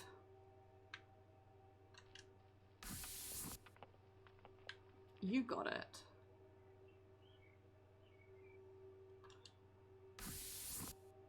Although, when we complete tomorrow, you can head out to the mines or take a look at the equipment up here. Sorting chamber. You can still see some of the special drawings attached to the pillars up there. Maneuver around to sort the various crystals in the mining container and package them up in safety containers.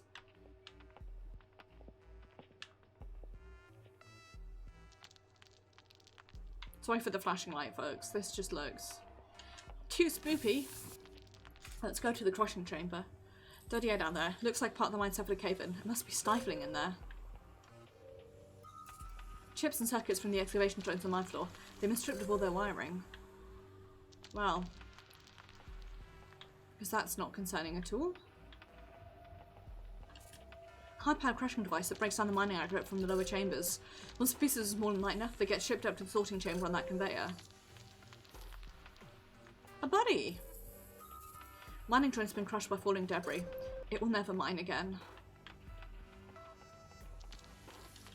Sent to aggregate chamber, where the excavation drones took the blasted aggregate and loaded it in automated carts. The area's even fouler down here. Drone looked like it failed when exposed to more dirt than it was designed for. It was definitely overworked. Collection of motor function parts from excavation drone, or at least the basics. Many small parts have been removed. Looks like some safety caps are left down here when people left.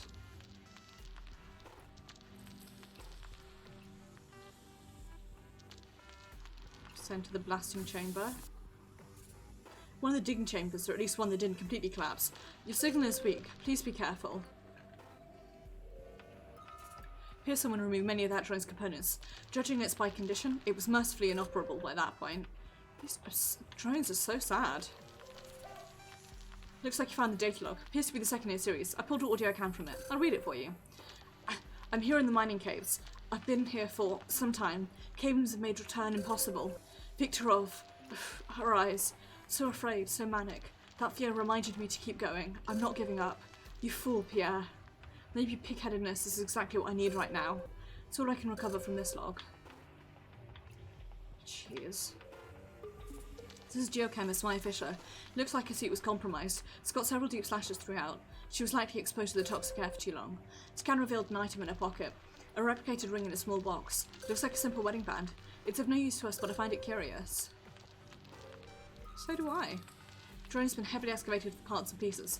Looks so helpless there, down in that awful place.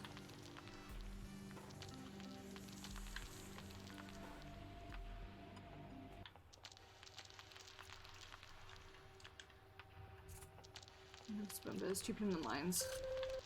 Okay. How do I keep...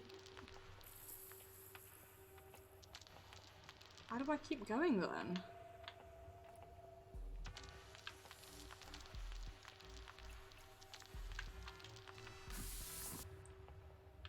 So, oh, there's another way down here.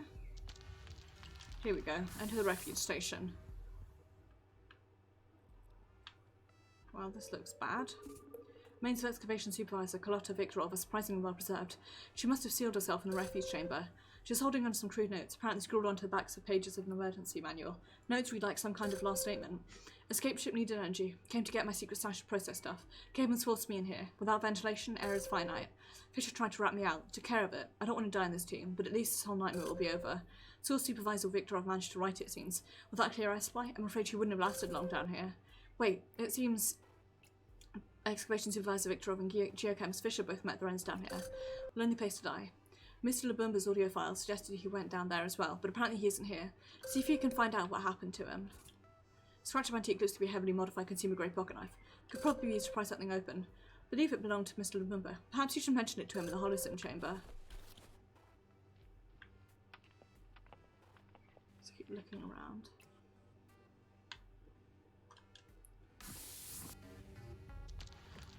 Thank you, Pixie.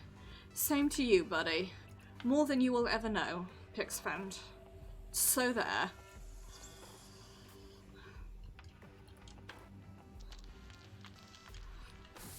Big hearts for the Pixie friend.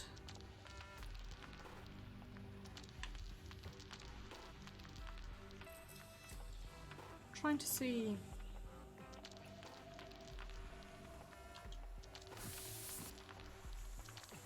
What the thing is that I need to pick apart.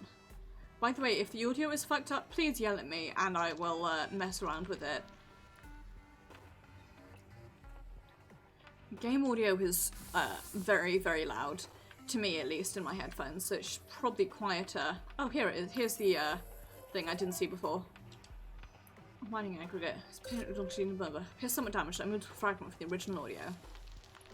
Big hearts for the Pixie.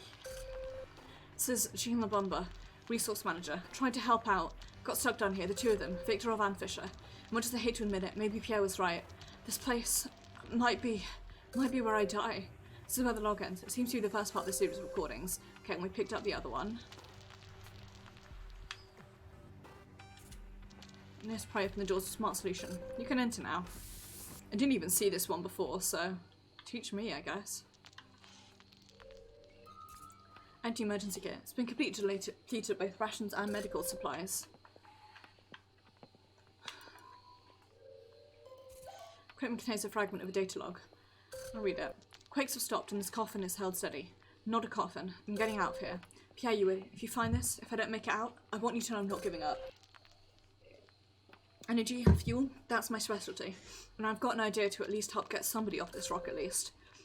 The rest of the log is just background noise, and then it ends. Seems to be the last part of this particular recording. I think he probably did. Looks like we discovered as much as going to down there. Fortunately, doesn't look like there's any fuel left for us to process. Now we're left with the mystery of what happened to Mr. Labumba, but I don't want you hanging around in his mines any longer. It's fair. I'm still gonna poke around though. Energy fuel casings. Drones themselves are missing. So it seems like he basically escaped and fucked up some drones for their parts. Which is extremely valid. Let's go back here and see if there's anything else we can do in the operations center. Our drones will read offline.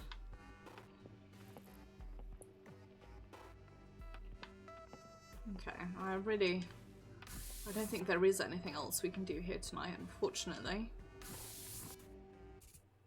Something entirely unwholesome about this case. There was a moment when I felt my communication link was getting weak. Must admit, I was worried. I didn't want you to lose focus while you were down there, so I didn't say anything. In any case, you did great. Come back to base and I'll process what you found today, and you can relax. It really felt unnerving to me as well. I've got a bit of a... I don't know. I'm absolutely certain I've told this story on stream before, so if I have, I am sorry. When I was in California many years ago, like coming up to... It was before Dad lost his sight, so at least 10 years ago. In fact, I think it might actually have been 2012. No, that can't be right. Well, let me think. No, that can't be right because... Sorry, I just need to Google a thing.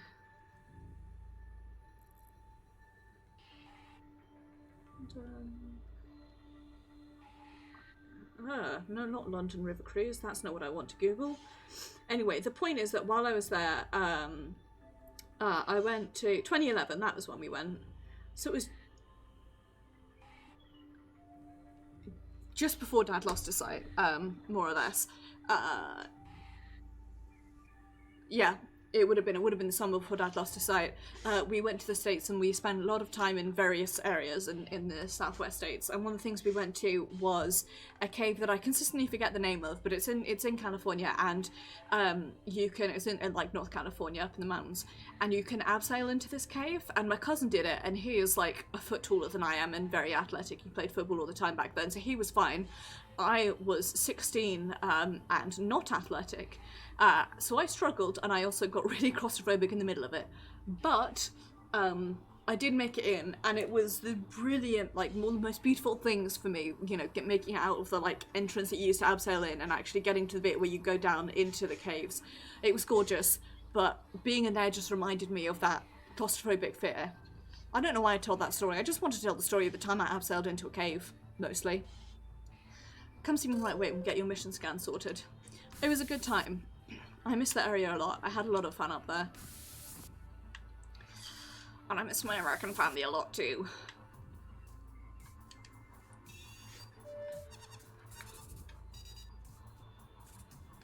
Data you collected today is synced and ready to be worked on. You did well out there. Since you went to the caves, you'll be able to visit Mr. Labumba in the Holosome chamber tonight. You can retire your quarters when you're ready. I'll call for you, etc.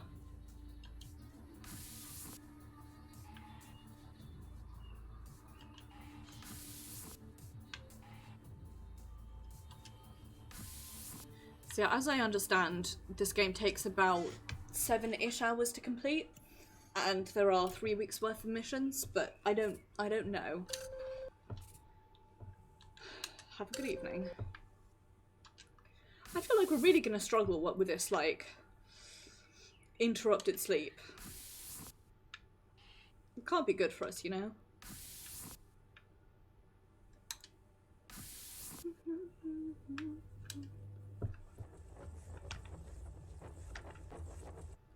Absolutely, says trans rights. Look at you. AI gave me a bit of info, but it's great to actually meet you. You made it back from the caves, I take it. How did it go? Great. Of course you'd say that. You have to. I don't blame you. With everything that's going on, keeping a good attitude is important. You know, I've been thinking. The AI has us all working to get that damn escape ship upgraded and get you both off this damn planet. And I just can't shake the feeling that, like, all of this could have been avoided. That you're going through this for no good reason. Sometimes even now I get preoccupied, thinking about old arguments or wondering what we could have done differently. Do you ever do that? Do you ever think about what might have been? Of course. All the fucking time, mate. So hard, isn't it? When you just know you could have prevented something, when you could have done more. Now I know all too well that the reason we're all in this situation, and I'm praying, I know too well that the reason we're all in this situation, and I'm saying this as a hologram for Pete's sake, is because of the Rift event. Despite all of HC's studies, decades of research and all their info, this planet just went in through a wrench and everything. So many dead, senselessly so. We had this whole operation running like clockwork, well, most of the time, but what we were doing was amazing. Of course, HE-247A is the first successful terraforming project, but it was supposed to be the largest and the first with boots on the soil from the get-go. Before we just had those orbital platforms slowly nuking a planet with greenhouse gases, then other drones taking care of the rest. But it took decades more than this project was supposed to take, and as you know, Earth wasn't in a state to wait that long. I don't know, what do you think? Did we do the right thing coming out here, setting up this new project, risking everything? Would you say that? Oh, absolutely. But I need to quiet my own worrying for a while. I mean, if HG didn't try to colonize so aggressively, we might not be here at all. You know, when things were running more smoothly, I felt more alive than I ever did back on Earth. Finding those crystals was a huge breakthrough. Normally, projects like this have to haul all their fuel, and restocking is difficult, but a planet with a resource we could actually exploit changed everything. I was actually one of the first back home to get to see the delayed feeds from the old probe drones, to see the caves, the crystals, to get sample results transmitted back to Earth, and it was such a thrill to realise that we could harness them, process them, and keep the project running indefinitely. But the one bit of data that was hard to fathom was how unstable the crystals could be when exposed to certain conditions, even with all our tests over the years. Simulations could only show us so much, and our actual sample size was initially so very small, but those are the risks, I suppose. Just wonder, if we'd taken a little more time, could any of this have been avoided? But listen to me, you could turn this over and over in my head forever. We just met. Mochi, let's focus on the present. You must have info you need, or you wouldn't have come here. What should we discuss? show knife. That does jog the memory. I can tell you more about where that comes from. It was actually my brother who gave me that knife. Well, the first version of it. I think I've had it for over 20 years. When one of the tools broke, I'd find tutorials on how to replace them. When I did so poorly and cut myself, I started taking it seriously. My brother said a tool like this was the best kind of friend. If you always kept it close, always looked after it, it would always be there for you. This sure does bring back some memories. Sometimes you think too much and miss the easy solutions. Seeing this again, maybe helping with the ship isn't as complicated as I thought. It's about making things simpler, not more convoluted.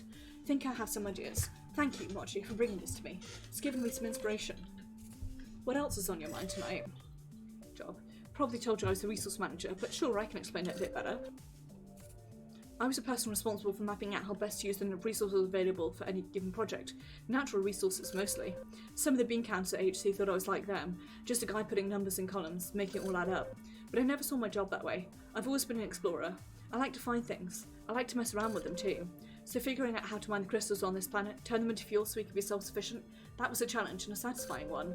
I had great staff though, wonderful people to work with. Even though I wasn't fond of having a desk job, they made it worthwhile. Then the Rift event affected everything, put the whole project into chaos, and so many of those good people suffered. But you were down there, weren't you? What did you find?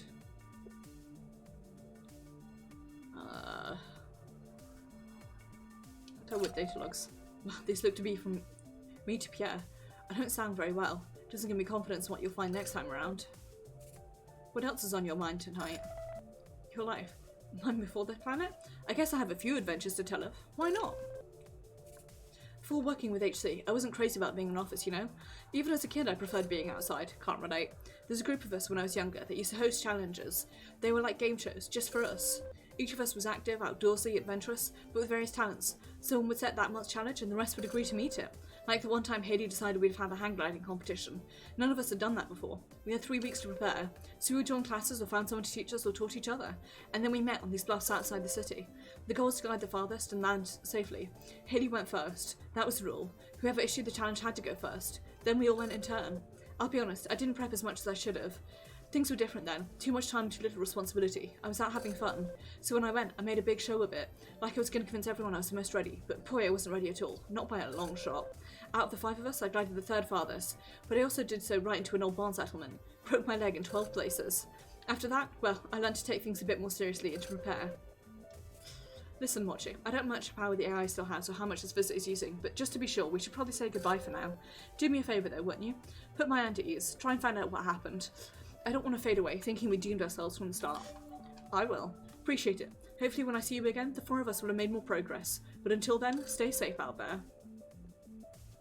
This guy seems like a good egg. If a little gung-ho, perhaps.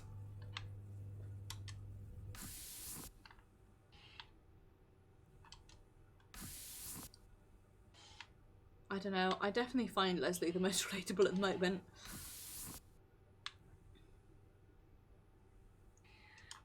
Probably on the grounds that of being a terrible leader and that people are hard to deal with. That's how I feel.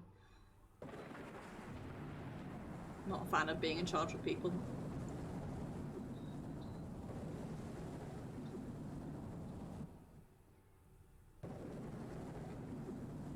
Welcome to day 4. Punctual as always, I see. Well, if you're up to it, I've got one more area to visit today. Coffee? I'll ensure that your shuttle has a fresh coffee pod when you leave. You should get to the core now, though, so we can get started.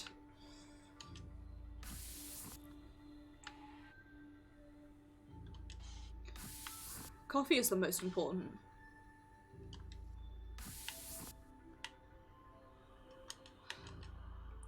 I love.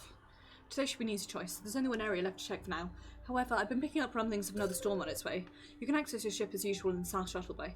Please do be careful out there.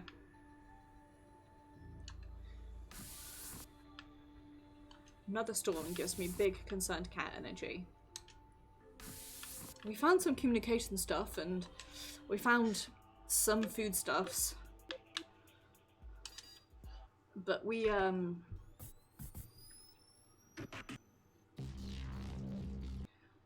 did not find any fuel, which is not great. Not ideal, all things considered. Finally here. Colony B. I haven't seen this facility since the Rift event blocked off all access. Only with the recent seismic activity has it been possible to come here again, and yet I would very much prefer not to. Unfortunately, coming back is quite necessary. Today you'll need to find 4 useful parts for the escape ship's thrusters. Please, be careful. Woof. This place looks fucked already. Dark in there, isn't it? It'd be difficult for you to find anything to scan like that. I imagine not the facility won't work without some backup power.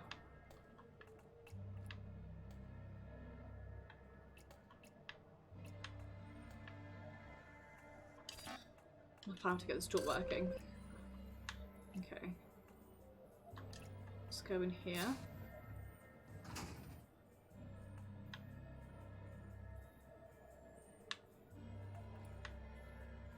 It's locked.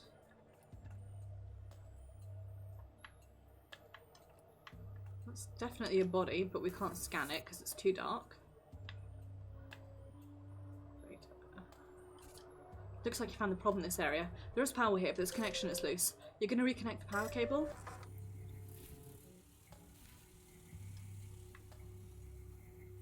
Well, that did something. Limited power in the area. Try looking around now that you can see. Scan the body facility services supervisor Leon Robertson. Looks like he was crushed by debris. He likely died mercifully quick death. Mr. Robertson supervised the day-to-day maintenance of Colony B under Chief William King. Probably had a tough time keeping that place running smoothly.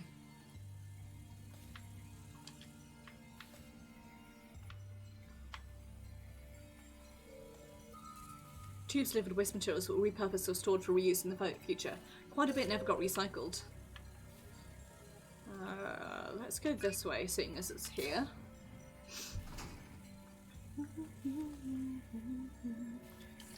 Some of the data servers are still functioning. This one looks like a master array, but it's inaccessible right now. If you can find the access card it requires, we can read some of the data here and perhaps discover more of what happened. Server rack has been completely in a way disabled by the elements, but it looks like someone was trying to modify it somehow. There's a busted portable generator and extra networking equipment in that mess. It's like someone was trying to send a signal. Good work. Scanning that component will help us repair the thrusters. Without this data, the thrusters wouldn't be able to hard a charge for long. We need 3 more thruster parts. If you know what I mean.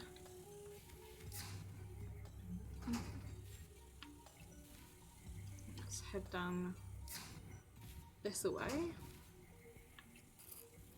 Head in here. These poor drones. Looks like he found the broken remains of machinery operator sent Wally Terzi. He and his team has maintained the drones. Believe it's been dead since 2058, likely due to the major seismic event that created the rift and led to the collapse of Colony B. There's a single file on a datapad in his pocket. It seems to reference Director Pierre Tong. I can pull a tiny bit of audio from it for you. Drone teams are no longer functioning. Disorder is creeping in everywhere. We're trying so very hard, but without resources we can't get ahead. Chief is working to exhaustion, but he seems distracted by something. Worst of all is, Tong abandoned us. Where did he go?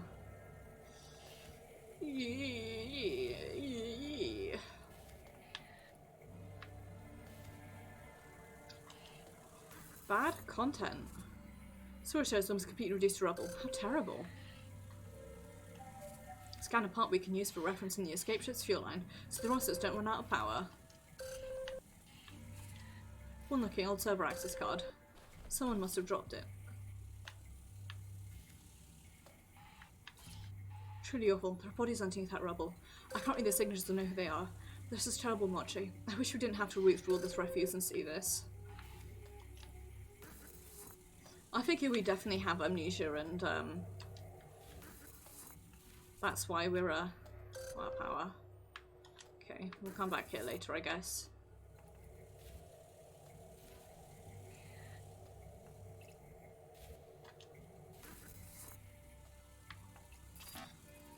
Power to get this door working. Okay.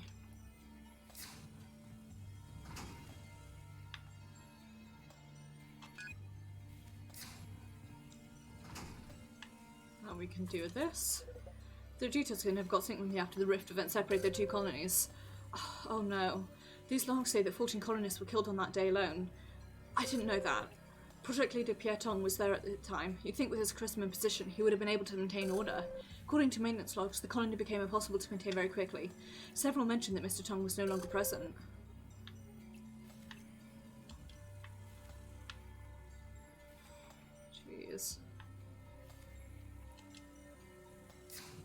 Jeez.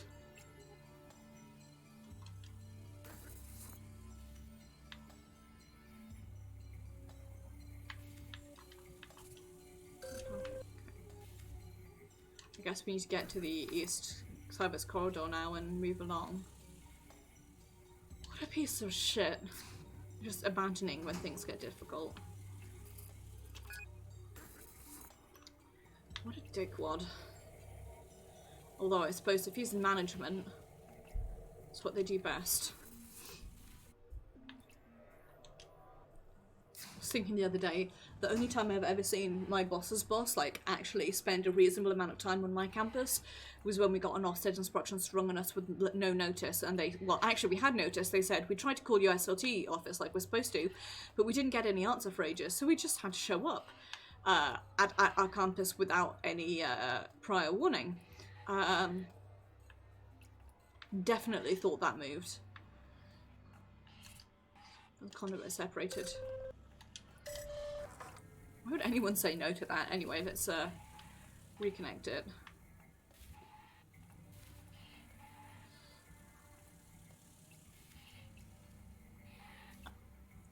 Anyway, my point is that the only time he ever appeared on campus was when there was nobody else to lead.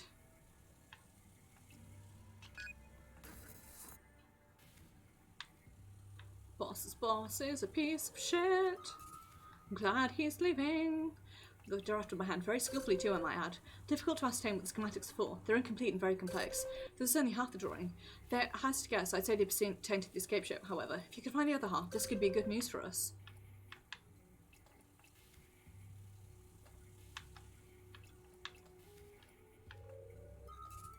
Fluid bins used to contain extra supplies and tools. They've been completely cleaned out, probably quite some time ago.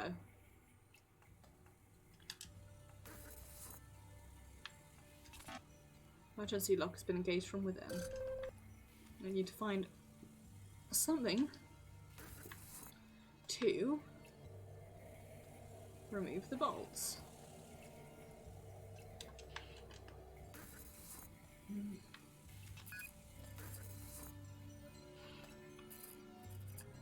Don't mind me, I'm just thinking about how fucked up this is.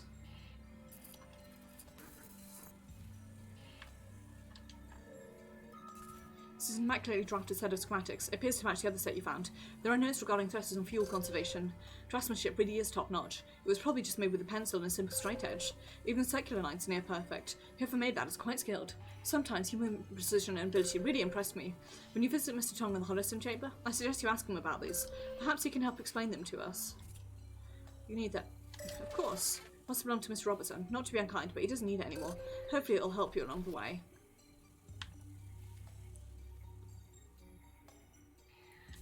His hold's been completely picked clean. Possible that with no outside access, the colonists ran out of supplies a long time ago. Would be my guess. Phooey. It looks bad. The blackened remains belong to mechanical engineer Sasha Kaminsky, if your scan is correct. Miss Kaminsky was an excellent engineer, though. Her records mention several minor accounts of insubordination towards maintenance chief William King. Must have got caught in a severe electrical current when that room was destroyed. What a terrible waste of a good mind. Can't see through them, you shut off the current. It's dangerous. Okay, so I guess that's where we need to go eventually. Now... Can't believe this game won't let me just walk through a puddle with a live wire in it. Span and hand will work on that door. Ah. Sorry to say you've scanned the body of Maintenance Chief William King. Judging by the remains, he's sustained several life-threatening injuries. The position of the body suggests that somehow he brought himself to the room despite his condition. He must have really wanted to accomplish something. Besides Mr. King's a small children's book. It cover depicts an idyllic farm scene in watercolour. In the scene, a girl with reddish hair is surrounded by several animals. A goat, a pig and a sheep are lying down as if they're sleeping. Several acts a small indeed readout that shows a beating sheep. Let me sort it in this book. Reddish hair. Goat, pig, and sheep. Yes.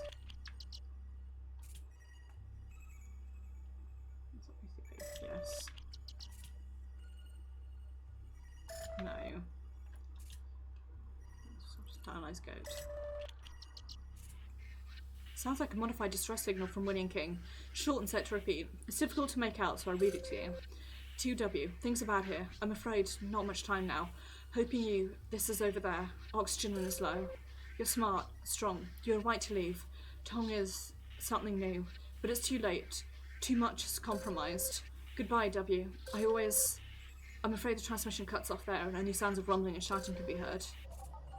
An unfortunate end for Mr. King. He appears to have used his last moments to contact someone. I wonder if he was successful. Oh, Marchie, take a look. I think the server rack at the south end of the room is open now. 3D stabilization system gives me the reference I need to construct something similar to our ship. It'll help keep the thrusters steady. Now we only need one more thruster part and you can get out of there.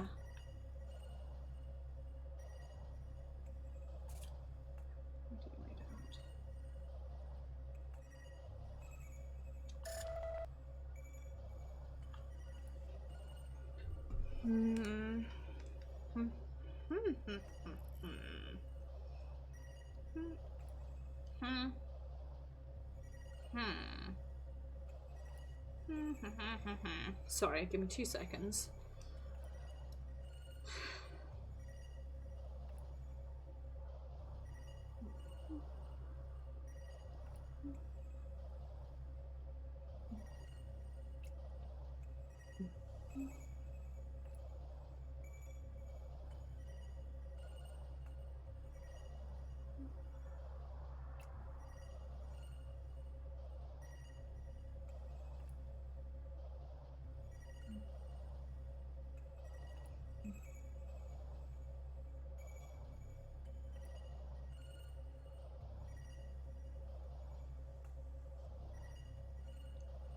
I'm gonna check something. I've done.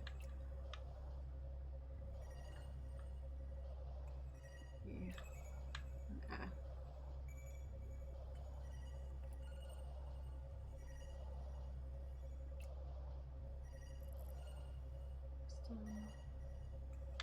Okay. Sorry, I was checking a thing. Right.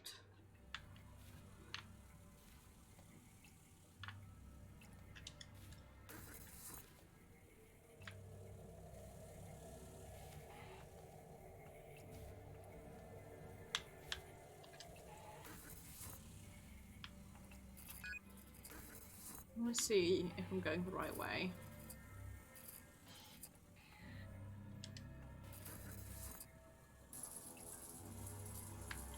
No.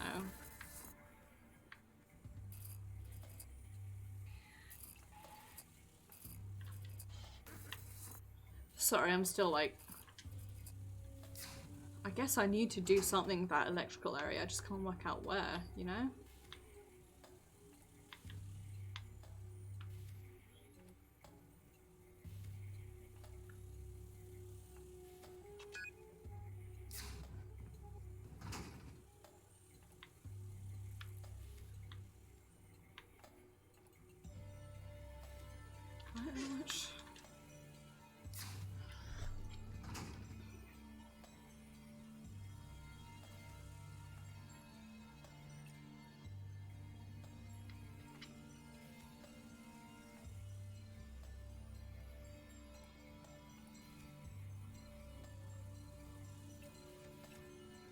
Right, I see what I've done.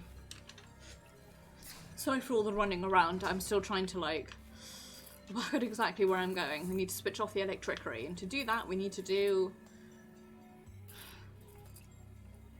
something in here. Cram some power grid. Do you want to shut it down? Yes. Okay. Power grid. Yes. Power grid. Yes. Now there's the thing. Collins found no need for the scrap motor. Instead it can be used for the ship's thrusters. Please, let's not stick around any longer than we have to. You should come on home.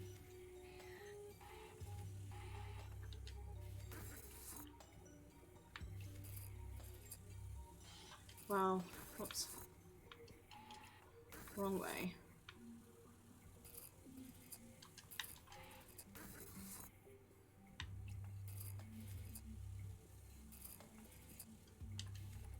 Well, we know the fate of at least one of the colonists. There was so much damage and so much death, but we need to get working on those thrusters, so come back right away. Pretty awful. Pretty fucked up. Ugh. In other news, it's time for me to sit like a gremlin. Well, wishing my painkillers would kick in already.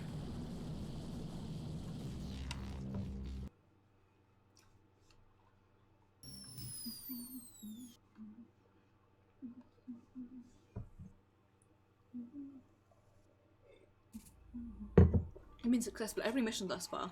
This is really going to help us. Come see me as usual so I can process your findings and plan our next move.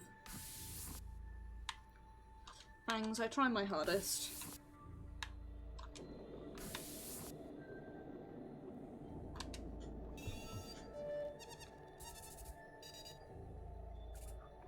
Do you hear the storm outside? I hear it. Thought you might. The wind has really picked up and it's getting increasingly hostile out there. The weakening of the planet has caused a violent new storm system to come our way. This wind is just the beginning. You'll still be able to have one of your extracurricular meetings, but if I believe your safety is compromised, I'll have to shut things down. Since you went to Colony B, you'll be able to visit Mr. Tong at the Holosim Chamber tonight. Be mindful this evening. I would hate to see our last remaining home damaged the way Colony B was.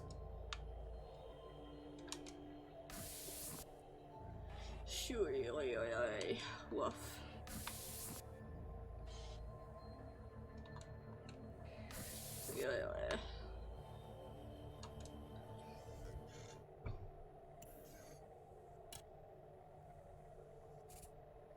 We might not have much time tonight. I was asking to let you go into the chamber, but the storm has calmed a bit, and I didn't want you to miss out.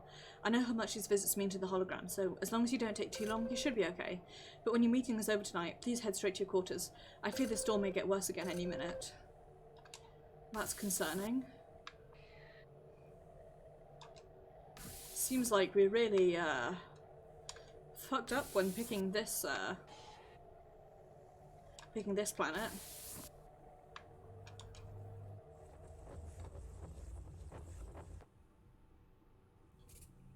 Well, hey there, Mochi, is it? AF4B/3B told me all about you and your visit to Colony B today. How are you holding up? Well, thanks. AFAB3B is very fortunate to have you. I'm impressed with your resilience. Listen, I hope you can help me out. As I work in here, I realise I have so many gaps in my memory and it's frustrating. Probably know that at some point the Royal Me left Colony B. After that, the AI couldn't keep an updated image on me, so I don't know what I did. I'm worried about what happened. I mean, did I abandon everyone? It's all I can think of, so please, what did you see out there today? Destruction. That's awful. The rift event disrupted most of our facilities all at once. It was a huge struggle to keep things running. We lost dozens of drones and, well, more than a few workers. Good people too, engineers and supervisors. I had to step in to fill the gaps, but there was only so much I could do, you know? I thought people would be able to pick themselves up, move on to stay alive, but not everyone could, especially me. I was very close to the resource manager, Jean Lebomba, back then, but the destruction affected even our relationship.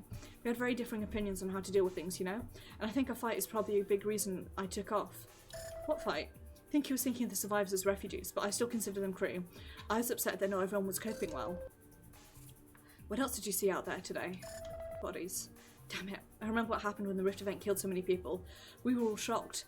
I took it badly, I know that. I had drones working to recover bodies for a while. We couldn't really spare the resources, but people wanted that closure. I just don't think I wanted to see them. Every body we found was like a personal failure. Without connection to I'm gonna just call them AFAB because I keep, like, reading it as that. We couldn't communicate with your facility. We started to feel hopeless. Could tell some of the workers started to think differently about me then. I was stressed, overworked, but I guess we all were. The place was chaos. It was around then that I started to feel that perhaps I wasn't as well equipped for the job as I thought. What else did you see out there today? Please, the AI seems quite reluctant to talk about it, and I can't get answers. I just want to know what happened after I left. Dealing with the deceased and wounded put enough strain on resources it was, and then, our connection to AFAB was cut as well. That meant we had no contact with Colony A, your facility. After a long while, without outside contact, things were dire. I recall sitting in my office one night, the real version of the simulated room. I was completely defeated. But I was supposed to be the director, you know? I had to get it together, put on a good face, so I carried on as best I could. Being the person that everyone was counting on isn't easy, is it? I mean, you know this now. You're all that's left of this mess. But I'm beginning to see you're the kind of person who can deal with stress. It's actually kind of comforting. Definitely not me. What if you weren't dealing with all this? Say, like, back on Earth. Any hobbies? Personal likes? These, music. A lot of colonists use music to help them through the crisis. Some even started a band, if I remember correctly. Listen, I know our time here is limited and I've been going on and on, but you coming here to spend time means a lot to me and I appreciate you listening. There must be something I can actually help you with. Anything you want to know about? Schematics. What are these schematics? I seem to recall something I was working on, but not clearly. Let's see. These are definitely mine, but if I had access to network systems, I would have used them. Why would I have hand-drawn these? Unless I may have drawn these up after the Rift event. They look like they're for a new way to reduce fuel usage on the thrusters for takeoff. I'd like to believe I was still trying to help out the survivors. I don't want to think that I just gave up on them. More importantly though, you might be able to use these yourself. If you find any more schematics like this, please bring them to me. What else can we discuss? Escape ship. You're very focused, I'll give you that. Sure, I can tell you a little more about the ship. There were only 2 ships in the project, one in each colony. We couldn't bring more with us. They were complex, delicate, and cumbersome. When the Rift event tore a colony apart, the first thing I checked on was the escape ship. It was a complete loss. I was horrified. Some of the colonists thought we should be putting resources and going towards building more escape ships after we were up and running smoothly. Could understand that, but we couldn't afford it, and it took everything just to process the planet's resources and run the terraforming operation.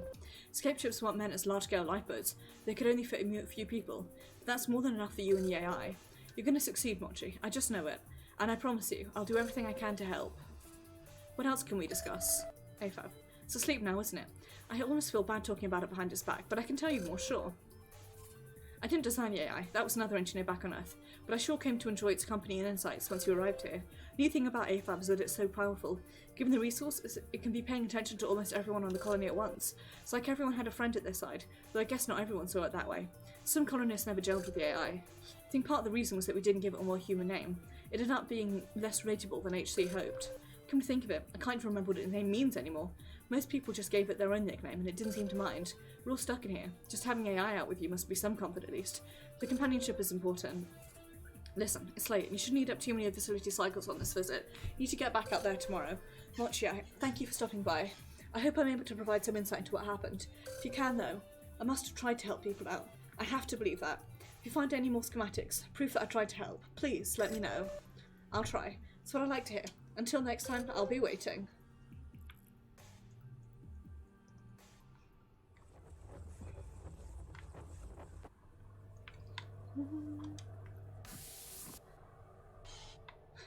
Maybe I should just call the AI like 4B.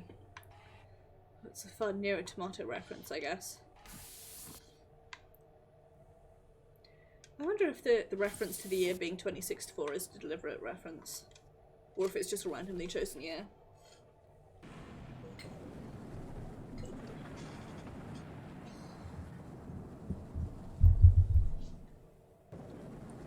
Welcome to day 5. If I sound quieter, it's because I'm sitting further away from my mic. In fact, I'm going to move it further towards me in order to try and find a new way to sit that's better for me. Mochi! Mochi, wake up. I hate to be the bearer of bad news so early, but it appears we have a problem. What's up? Uh-oh. Response is more or less accurate. We were hit very strongly by that storm I mentioned yesterday. Colony suffered some damage. Probably had quite a din. Colony A is mostly intact, but it was a close call. I'm afraid you won't be able to set out anywhere today. It's just too dangerous that side, and I need your help here. We need to make sure our equipment is still operational. Please, come with me. Ah, shit. The place is a real mess. You're lucky that your room was unscathed. In any case, I've unlocked the ship hangar. I need you to go in and make sure the ship is okay.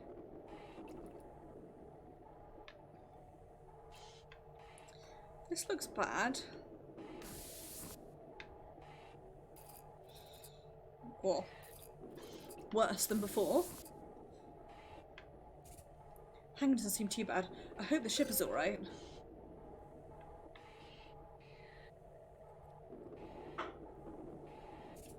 Thrust casings appear to be intact. Booster shell looks undisturbed as well. I don't detect any loose components. Oh, that's good. The escape ship appears to be okay. That's such a relief. Let's make sure the shuttle is still functioning. Leave the hangar and go south to inspect the shuttle. Just want to see what else is around here. Mostly drones that have been tipped over, it seems like.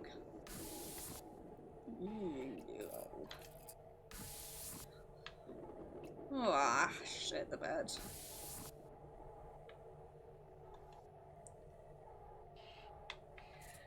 Let's see what we have here. Nothing impacted the shuttle itself, and the bay looks unharmed.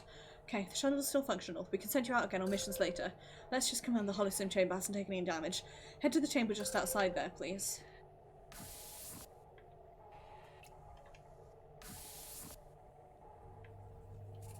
Still in standby mode. Mine connection suggests no degradation or loss of data. Everything else checks out too. It's ready. We managed to make it through this quite unscathed. We should be thankful. Still, the storm is still out there and we can't go anywhere today. You might as well head back to your quarters.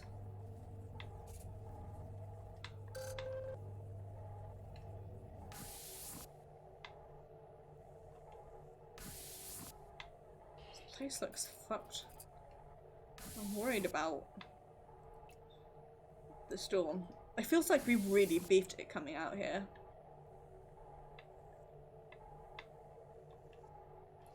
You know? Mochi, you okay? I have some news for you. I must have been exhausted. You fell asleep and I've been here all day. I'm sure you needed it, so I didn't bother you. Completed all my internal systems checks. Thankfully, the colony is intact for now. We should be able to get you out there again tomorrow, but I know today has been a particularly stressful day and, well, I was hoping to do this another time, but considering today's events, I just couldn't wait. For what? My surprise, of course. And since you couldn't go out today, what better time? See, I noticed how much more at ease you are since you've been getting to spend time with the hologram recreations. To be honest, they also seem to benefit from the interaction you've been having, even though they're merely simulations. I prepared a special program for you inside the holosim chamber, something purely extracurricular. Thank you. Very welcome, Mochi. I thought you deserved a little time off. With whom would you like to spend today's time in the holosim chamber tonight? I'm gonna go with Leslie. Make sure she's available. I'm sure she's looking forward to it. With Winnie also, I like them all, to be honest. Pierre accepted, like, fuck the bosses, but Leslie seems like she really wanted to have no role in management whatsoever. So I'll speak to you again in the morning. Have fun in there, Mochi. I hope you enjoy this little bit of downtime.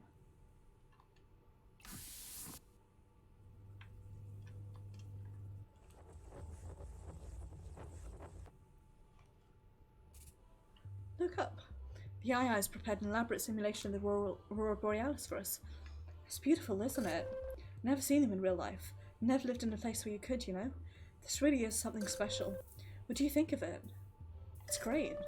I know I probably should have taken advantage of the holosim scenarios, you know, when I was alive. They're just magnificent. Don't know much about them, to be honest. Something about gas particles or something. Even when I lived in rural parts, I was always more focused on the ground, I guess. Maybe I should have looked up a bit more. We've got this time together and I'm definitely in the mood to talk. What's on your mind? How are things? That's what you'd expect, I suppose. We're working on those plant samples you scanned this week, really. Making progress, but without the notes from the real me, I'm at a bit of a disadvantage. I'm stymied again. This would happen all the time in the agrodims, especially in the labs. You know what I think was the problem? I need to walk to think. Sitting in a station or poring over terminal, I like to feel the dirt in my hands, the breeze. That's why when the AI asked, I had it make the simulated farm. Helps me think, work out ideas the way I'm used to. Still, it's hard to think about work at a time like this. You know, just being out here in the open in this beautiful field. It sure is. Is there anything else you want to talk about? I'm worried. Are you? It's so nice out here. I'd hate for you not to be able to enjoy it at all. Let's talk about it then. I know you've got a lot on your mind. Who wouldn't? But what's troubling you the most right now? Surviving, honestly. I guess that's what it all comes down to, isn't it? But don't forget, the AI is on your side, which is a huge advantage. It's one of the reasons why plants fascinate me so much. They're built to survive. Sometimes violently, sometimes in sneaky ways. There's a desert plant back on Earth called Welwitschia mirabilis. It can survive up to 5 years without rain. Just imagine that. It's the kind of plant that's in it for the long haul. Maybe you just need a motivator. Do you have something like that? I think so.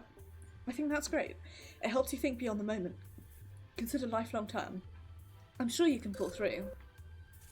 Is there anything else you want to talk about? Not much. You must just enjoy the peace and quiet out here, even if it is simulated.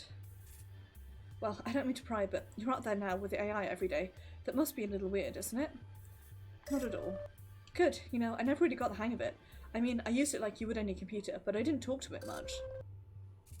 I guess I just wasn't the kind of system I was interested in. It didn't grow, not like a plant, you know? Then again, maybe that's being unfair.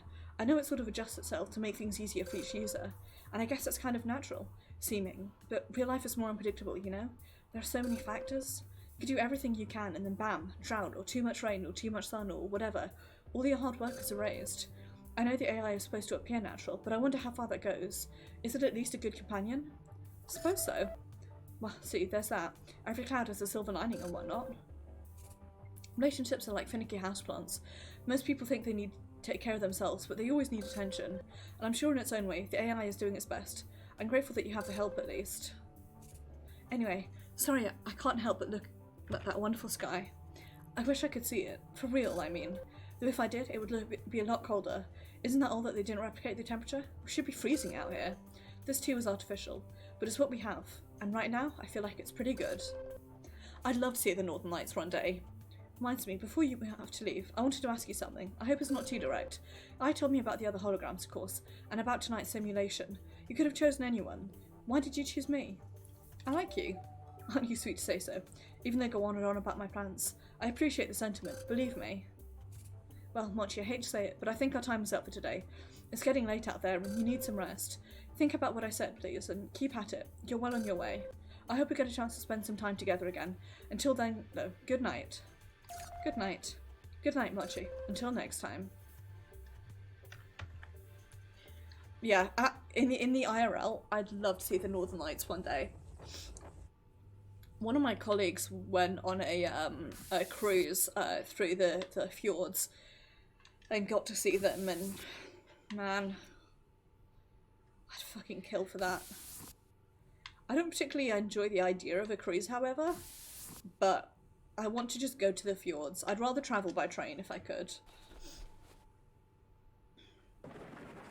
If you ask me, train is the most superior way to travel, so...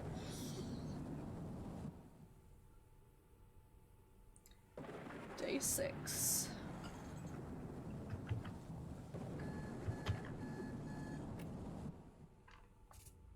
Well, Mochi, what did you think of the special simulation last night?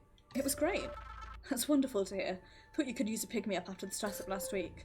In any case, the week has already passed, and as the increasing storm activity has shown, our situation remains difficult. We still have a lot of work to do. Come see me again in the course so we can get started. Okie doke. So yeah, I can see why this would take about 7 hours.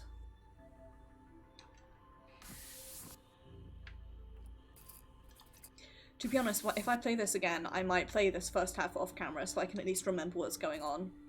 All your week gone, we need to step things up a bit. The recent storm has me worried. The holograms have made some progress with the escape ship, but it isn't ready just yet. I'm afraid I'm going to have to send you out again this week. There's some resources we badly need. We can access the medical wing of Colony B, which might let us get some necessary medical supplies. Can also head to Tauria, the comms relay, where we can try and send a distress signal deep into space. Another facility, the Agrodomes, is open. We need to head there to find a way to extend your food supply. You can also reach the cave's refinery now. It's imperative we find more fuel for the ship if possible. As always, the choice is yours. You can plot a course to any of these locales from the shuttle bay. Okay, let's go for medical supplies. I think that seems like the best idea. And also like the most immediately helpful if we need it.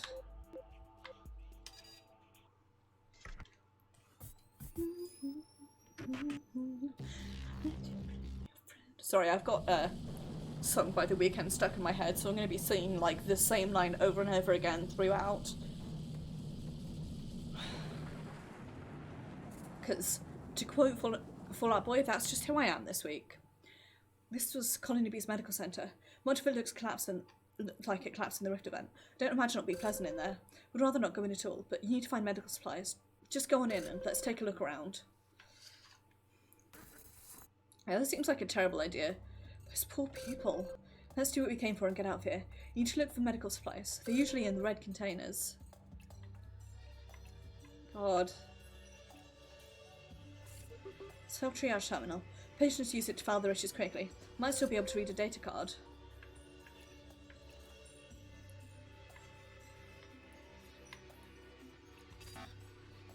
Jammed. Let's go the only way we can.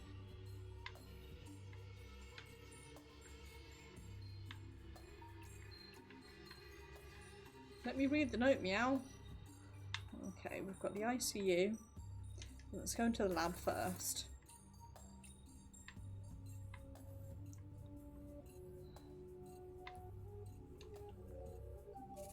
That's a large package of standard medical rations. Scan indicates that contents are still intact and viable.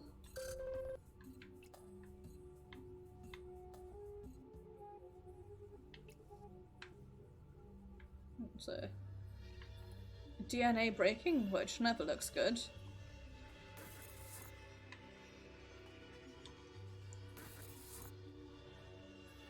Shit the bed.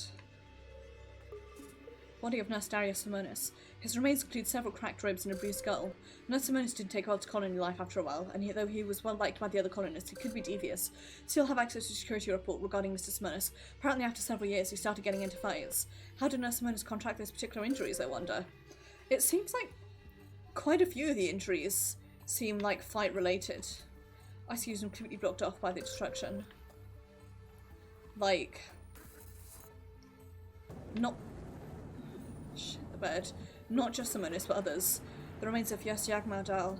She was one of the more senior nurses before the Rift event. By the looks of that room, her body sustained serious exposure to the elements, but in her pocket is a datapad I can read. Nurse Star shift log. Feb, you know what? I'm probably the only one still doing this. I hope later crews would benefit from our experience. It's been 8 months now since that quake ruined the colony. Without connection to the AI, we're flying blind in so many ways. The word was that Supervisor Tong was leading a team to Colony A to repair communication and get supplies. That was 2 months ago. We're doing the best we can. It's a faded handwritten note. Might not be able to see the ink very well, but I can read its traces for you. Says Darius. Inability to run CAT scan means we can't properly diagnose. Use code medfiles to access the main system and see previous history. The room's in quite a state. Those remains you just scanned are so compromised, I can't determine to whom they belong. Okay, so...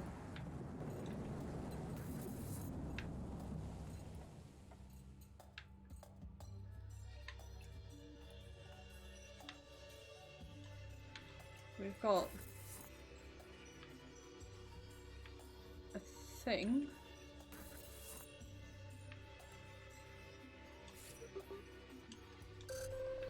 Okay. Some sort of system. Disable it somewhere to get through there.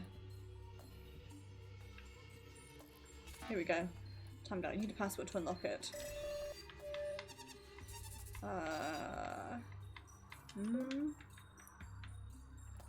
Add file. Oops. Oh. Ah, fuck it. Not again.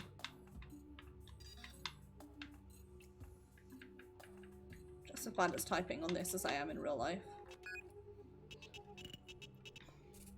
We're in the main medical network. I've used it to disable the locks in that room. You should be able to access the doors there now.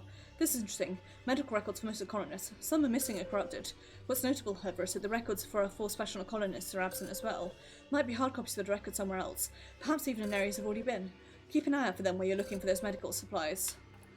In that case, let's head to these places first.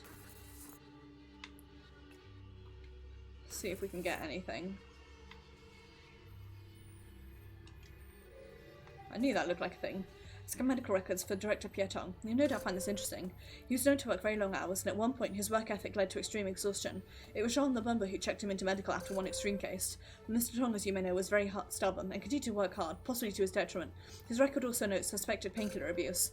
Despite this, he was checked in several more times for extreme exhaustion throughout the years. There should be only 3 or more medical records to find.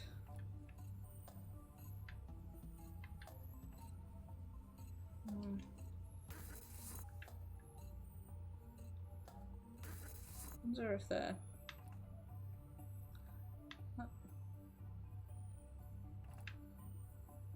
I'll check in here anyway.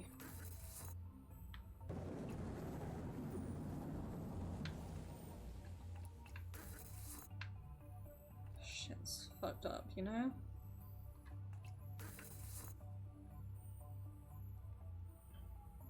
It really does seem like quite a few people got into fights.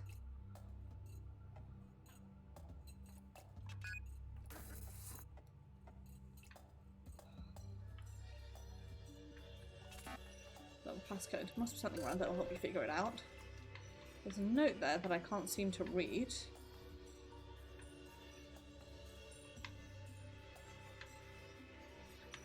Let's go to the examination room. Operation System drone was destroyed in the plant. We can't even salvage its parts for use elsewhere. His? Please accept my apologies. You're correct. That was needlessly sentimental. Drone has no gender, of course. It's got a cute little hat. Oh my god. Oh my god. I just noticed the hat.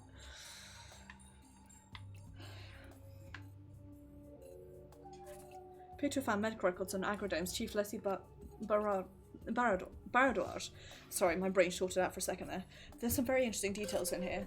According to this, Ms. Baradouage suffered from mild claustrophobia. Says that she often complained about it when she was required to be in the main colony facility. It also says she experienced mild allergies, not to some of the earth plants she was cultivating, but to some of the natural elements from this planet. Apparently, in her attempts to adapt flora to local environment and to create new breeds, she developed new allergies and came here seeking help for them. There should only be 2 more medical records to hiccup. I shouldn't have questioned his. I feel bad now. Complete write-off. There are medical drones buried underneath as well. Not all the casualties were human.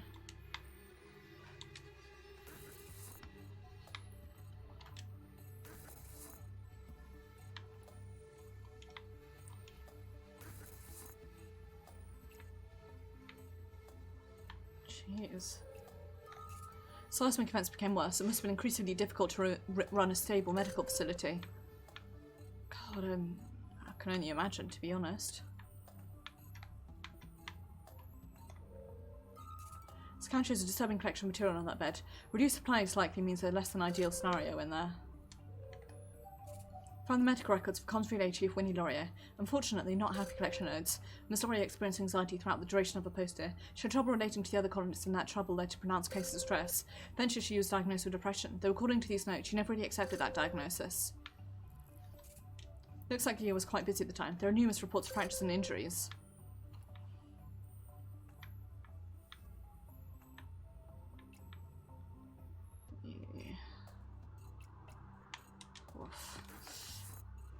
Yike.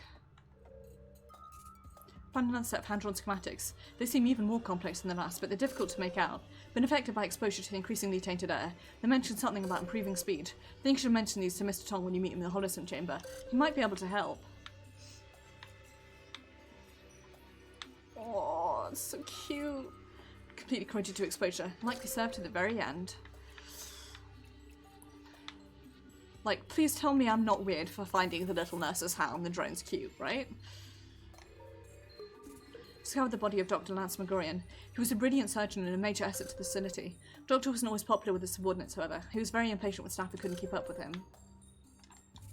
Water in the scrub stations are putrid and filthy. There's even small vines growing out of it, like the ones you find in the agrodomes. Grim. Scrubs for medical staff to wear when entering the operating room. They're supposed to be clean. Scan them in case they aren't as sterilised as they should be. Staff are likely work in an increasingly difficult situation. Oh, absolutely no doubt about it. Fuck me. Batch of antibiotics and other general aids have been exposed and no longer usable. Unfortunate waste. Let's not give up hope just yet. Discovered the medical records for Expeditional Resource Management, Li Jean Dumbubo. His record is long, but I can pull the salient details. Began to experience occasional but serious lumbar pain a couple of years ago, likely from doing all the physical labour he insisted on doing. While working in the caves, Mr. Lumbumba suffered a leg fracture and underwent laser reconstruction here at the facility. Because of Mr. Lumbumba's continuous activity, the fracture continued to bother him and it made his work more difficult. I have notes here about many subsequent medical visits. He found a colony's medical records, which you could leave, but you still need to see if there are any viable medical supplies around. Found an access card. Doesn't look like someone's personal data. More likely a system card. I'll have to find a way to read it. That's Chief Dr. Li Zhu, the head surgeon. She was incredibly ambitious and one of the youngest surgeons HC ever employed. According to my records, Dr. Li was a huge proponent of using drones for research and practice. She was very forward-thinking. This was a major point of contention between her and Dr. Megorian. He didn't think kindly of non-human medical staff. Thanks.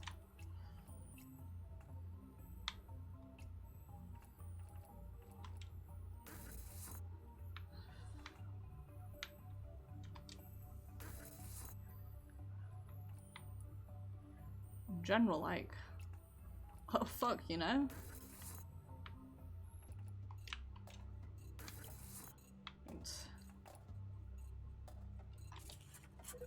System admin biceps card. Certainly brought him a debug menu of sorts. Most of what's here is useless, but there's a file that can be accessed. There's a truncated account of the last patient processed.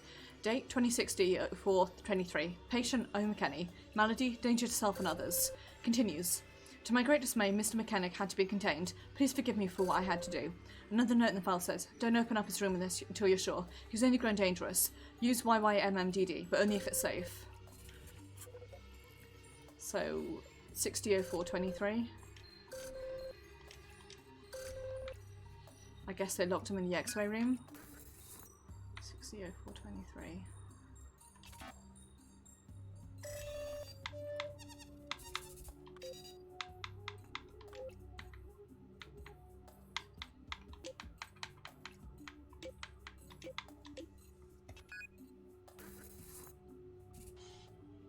Room is quite a state. Must smell quite strong in there.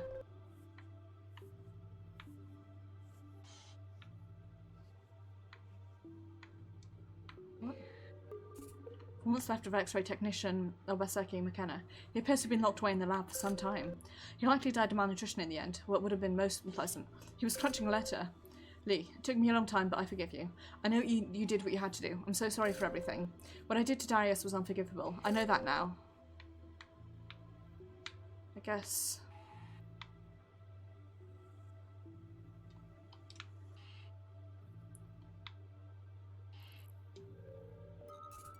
Looks like you found a decent cache of supplies and medication. We can keep our journey. Hope you can find a few more supplies. I'd like to be as prepared as possible. Okay, that means there's some I haven't found.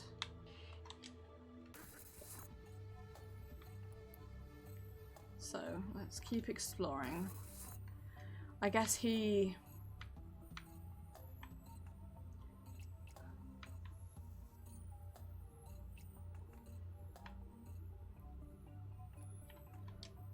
must have had a psychotic break and fucked up Darius, and so they locked him away.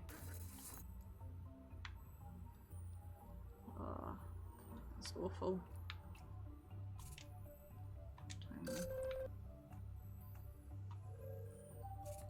Nutritional supplements will help you survive the long trip in your skateboard. We're lucky there was any stock left.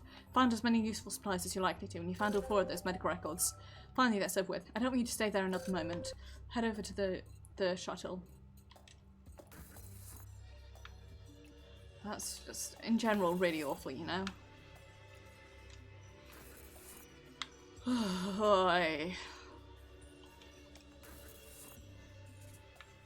That was very difficult to experience. Are you okay? I'll need some time to think about all this. I was not prepared for how bad Colony B had become after the Rift event. Your scans revealed so much disease and filth. Colony became just as dangerous and toxic inside as it did out here. Only now am I truly realising how disastrous losing contact with this place was. Maybe it's best if you just get home safely.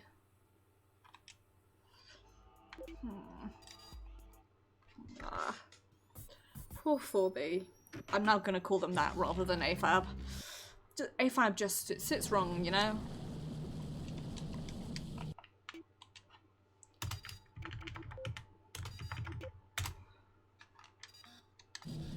Every time I accidentally dislodge my connector, my controller rather, it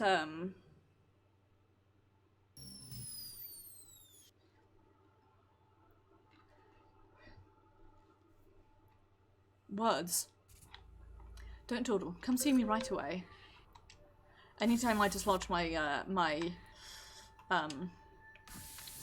controller, I have to reset it to go to gamepad. Okay, all the data you collected today is synced and ready to be worked on. You did well out there. Since you went to Colony B, you'll be able to visit Mr. Tong in the Hollow Sim Chamber tonight. You'll return to your quarters when you're ready. I'll call for you when the Sim Chamber is available. Let's go have a nap.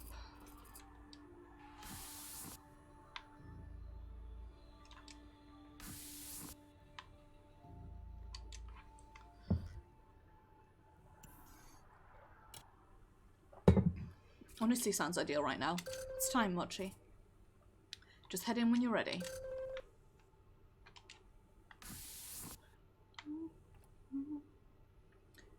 There we go. Went the right way eventually.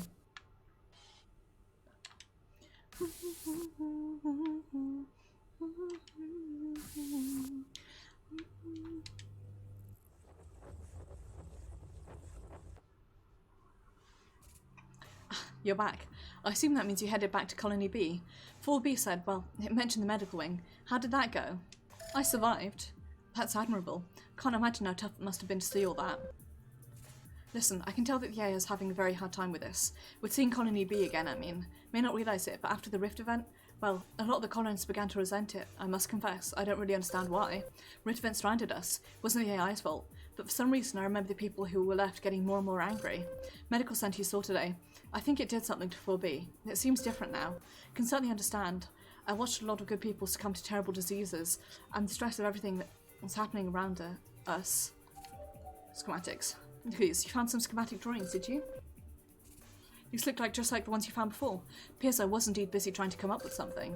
These are unfinished, but the concepts for how to increase the speed of the escape ship by modifying the thrusters. Can work with these, complete these notes and talk to 4B so it knows what to do. This will go a long way to improve your escape ship. Thank you, Mochi. It really helps, you know, to see that I was still trying, in some way at least. It's just so difficult to see people like that as Colony B began to degrade. Medical records. It looks like you did some digging of your own while you were out there. Where'd you get this? These are supposed to be confidential. Look, I know what you're thinking. Well, the report says it's true. I did work too much. I had to. I was the director. I had an entire facility depending on me, you know? I understand. Somehow I knew you would. You're in a pretty desperate position yourself now. You must know what it was like for me. I don't know what happened to me after. The AI only has data on me up to a certain point. But I remember the stress of dealing with those events. I remember how hard it was, thinking I failed everyone. I get it. Appreciate you saying so, but at least now you only have to worry about yourself. Believe me, that's easier, and you're better off for it. Honestly, it was just so difficult to see people like that as Colony B started to degrade. What about you? Well, health-wise, it wasn't one of the worst cases. I was too busy to check myself in too much, especially after the Rift event. Things were hectic. On the one hand, we were lucky. So much of the medical equipment HC equipped us with could be used without a technician. When our staff became compromised, we at least could get basic procedures done automatically. Kept everyone in decent shape for a good long while. But eventually things had to be calibrated or maintained, and we kept losing the people who were best suited to do those things. What's worse, automated equipment can't help with the mental stresses that affected everyone. Only humans could, and we were all at the end of our rope, you know? I think all of us were affected. Mentally and physically. Don't like to admit it, but I was no different. It's a mood. Seems you're really getting the inside scoop on what everyone went through, but you've got your own trial, so let's talk about you. What would you say is what you worry about the most? Losing your mind or losing your body? For me personally, it's my body because I can feel it starting to go. Imagine you have a difficult time playing music, and since you love it so much, well, that'd be very difficult indeed. Also because, for me personally as a human, my mental illness is much better managed than my physical illness. You know, it's not perfect by any means, but I take medication every day that allows me to function, and beyond that, like, that gives me the basic level, and then I can then work at that level to understand, you know, my mental issues, and also to understand when I need help, or indeed when I can feel myself wanting to go towards a self-destruction. I'm able to say, hey, I know I want to do this, but that's not healthy right now, so let's not. Whereas compared to my chronic illness, you know, it's not serious as some people, it's for certain, but it is at the moment incurable. There's no known cause for it, and it seems to be caused completely at random. And for me as a person, that's sort of more worrisome because it's more difficult to manage. Because there is no way to manage it. You know, I can take painkillers, but the painkillers don't always work. Today's one of those days. I've been in pain all day, and the painkillers haven't worked, and exercise hasn't worked, lying down hasn't worked. There's just nothing I can do except ride it out. And so for me, losing my body has always been more worrisome because it's less controllable. And it's not like I can sense, you know, I wake up in the morning and I think, oh, I'm having a pain day, and I take some painkillers, but it's not like I can sense, you know, I have the potential for sliding, you know, going into a downside over the next couple of days. Thank you, pigs. This is a long rant basically designed to say why I will always go for losing my body over that, because it's, you know, objectively in a worse state. And it's genetic too, probably. Whereas my mental state, partially genetic, almost, well, I know it is genetic, I know I've been like this since I was very young. A large part of it is trauma related, so it's someone else's fault, but I can't blame my stomach issues on anyone else, they're just me. Reason I ask is, we've been talking so much about the stresses of what happened to us, but you've got your own problems now. It's really important you don't ignore how stressful it is. Don't just try to bottle that up and expect to make it out okay. We're all just working on getting your ship ready, but staying focused is really important. So if you need to talk about anything, I'm here, okay? Thanks, Pierre. No need to thank me, Mochi. Just come to see me if you need to. That's all I ask. Okay, Pierre is forgiven for being a boss. He seems like a good egg. I think I've probably used up enough of the colony's power for tonight, haven't we? Really has been great seeing you again. Please remember what I said. I'll be thinking about you while I work in here on the ship's thrusters. See you next time, Mochi. Please, keep an eye out for anything that might help me understand what happened. Thank you, Pix. You too, of course. More than I can ever convey in words because I'm very bad with them. But you just keep managing it every day so you can be done. And by the way, Pix, I meant to say, and then I don't think I ever did properly, thank you so much for looking into the cost for me yesterday. I'm definitely going to have to find something else and get a script because there's no way I can afford medication that's $30 on the reg. I would get a box of well, I get a box that has 20 doses in it, and that cost me £8, and that lasts me a couple of weeks, because it's not like a thing I take every day, it's a thing that I take as needed, so I guess I'll just have to go to a doctor and say, can you prescribe me a painkiller? I know this one works to a degree. It doesn't always work, but sometimes it does. Actually, most of the time, the painkiller I take, it's basically like a miracle drug. Like taking it and being able to function for a couple of hours at least, it really is a bit of a miracle drug for me. And then when it doesn't work, I just suffer instead. So, I shall have to find something that works as well. We'll see though. Day 7.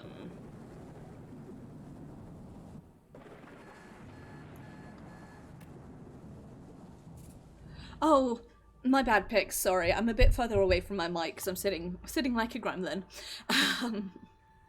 Yeah, thank you for looking that up for me. I appreciate it. Hello again. Could you please come see me in the core? I just want to ask you about something. Of course, buddy.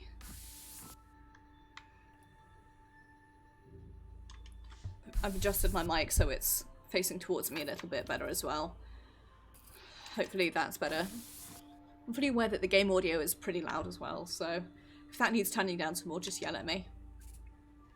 Do you know what today is? Thank you. I really do appreciate it. Because it's available OTC here, I've never really worried about it. It's actually cheaper for me to buy OTC than it is with a script. So it's easier for me to just go to the supermarket and pick up the big box. Even if it does wind up being half of my grocery budget sometimes, cry softly. Do you know what today is? Sorry. There's no need to be sorry. I didn't expect you to really know. Today is my birthday. More accurately, my date of activation was today, back in 2048 when you all arrived. That means I've been active for exactly 16 years. Happy birthday! Thank you so much, Mochi. I appreciate the sentiment. Normally I'd not mention such an arbitrary bit of information, but, well, suppose that now it is just the two of us. I felt the need to share this with you. Noticed how much happier the holograms seem to be after your evening meetings, because even they share information.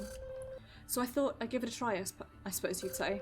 In any case, you have 3 more areas you can visit today. Head to the bay when you're ready. Thank you, Pixie. I do appreciate it. I'm at the point now where I'm okay. The thing for me, it's at the moment, I've noticed, especially because I don't go out much, I'm spending a lot less because I'm not as likely to like just go to the supermarket on a whim. So it's more for me about just trying to minimize my spending as much as possible to save as much as possible. So we've got plant material,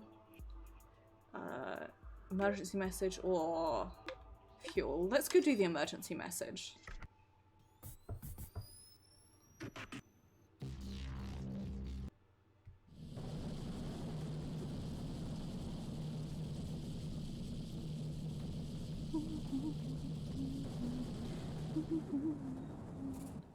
Signal Tower normally handles all our deep space transmissions, but the rain must be affecting it because I can't detect that it works any longer.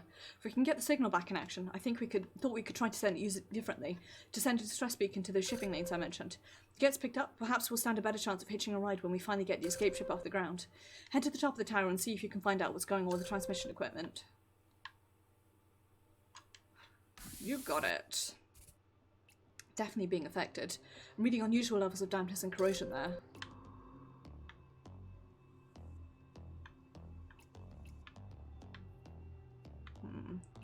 Let's focus on... Don't tell me where to go! It's an old worn repair handbook from the telecommunications equipment. Many pages have been torn out and the book appears almost discarded. Have you ever repaired equipment such as the kind in this tower before? I don't see any reference in your records. Absolutely. That is truth, and two things are certain. We should be in good hands and I need to keep better records. In any case, we should probably focus on getting this tower's communication array affected again.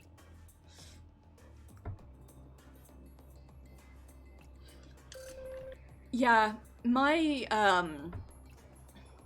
I still get my Friday takeaways, and that's been good. That tends to last me a weekend if I'm careful. I think the major reason I'm not spending as much money is just because I am not as inclined to just pop to the shops on my way home, and you know, I'm not as inclined to be like, I'm going to go into town this weekend and go to the second-hand stores. Which is what I tend to do. I tend to go in and I tend to visit a bunch of the charity shops that I like. So I think that's been a bit of a save. I'm not sure if I've actually saved money on my commute, because I paid by direct debit and I had no idea that I was able to claim a refund until I took a survey for the Nottingham City Transport today. So I should probably contact them and see if I can get a refund. Because I've used the bus a handful of times, but it's like to the supermarket and back, which is 3 stops. And I've definitely not used it at least twice every day, which is what I used to do, so. Top floor. Should be able to see 3 terminals in there, as well as the 4th control station. Can you please check them out for me? You bet. I appreciate it. Relay appears to be completely shut off. Likely it was powered down automatically due to a failure or environmental breach, but it didn't reactivate. Perhaps there's a control panel that will help you activate it. Relay's operating, but it's stuck in some kind of command loop. Won't transmit correctly until it's rebooted. Should be able to find a control station that will help. But it's not sending the signal we want. It's transmitting the previous codes. If you find its control station, you can feed it our new distress signal and hope that we're heard. Find each one's control station and get everything back on track. In terms of functioning, looks like sight of those 3 panels on the floor. Okay, so there's blue, red, and green.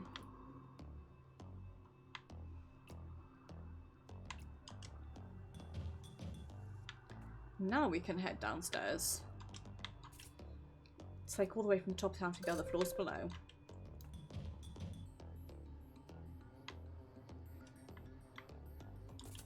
Find the control panel for the blue panel on the top floor. You should see a clearly marked power switch there. You're going to turn the relay back on?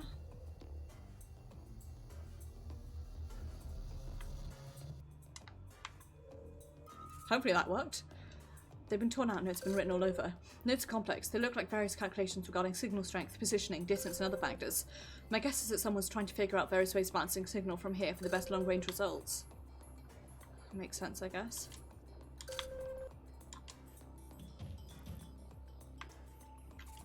Found the control panel for the red. It needs a hard reset. Push the heavy duty power switch on and off to do that. I will do the thing.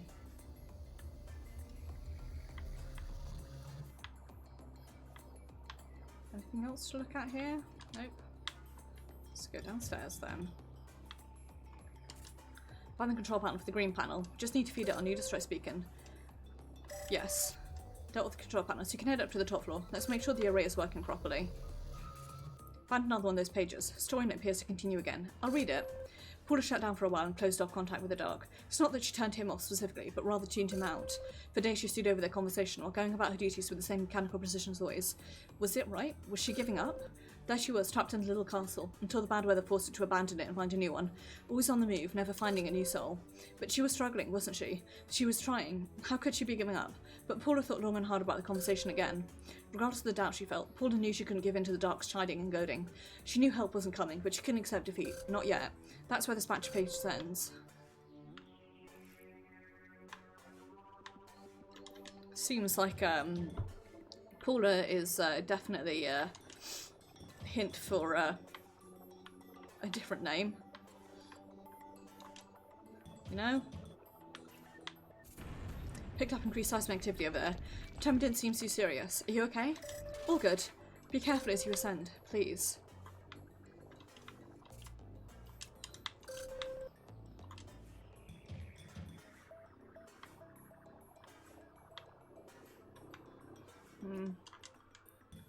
I'm worried as a person. You can activate the master terminal there once you're ready. Okay. Flip the power cycle, the transmission cycle, and then you can come back. You're gonna flip the switch? Let's do it. Fuck. Are you still there? My readings are very faint. I registered a huge explosion. What happened? I don't know. Reading lots of debris in the tower. It's gone. The whole tower has crumbled. So lucky to still be alive. Last you quite far away, but thankfully you're okay. I was really worried there. Activating those relays is what set off the tower. I wonder, was it rigged to do that, or was it some kind of malfunction? As you make your way back, let's do two things. One, see if you can find anything salvageable in the debris that was cloned from the tower. Two, let's see if you can figure out why the tower exploded in the first place. Scan any parts you find, and let's get some answers.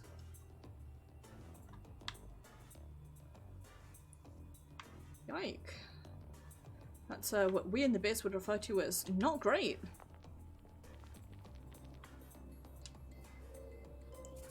One of the highly sophisticated system boards from the tower.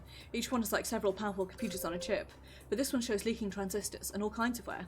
If it was in this condition when we activated the tower switch, it could have backfired. Without seeing all the options, however, I can't determine this was the cause. Please, keep looking.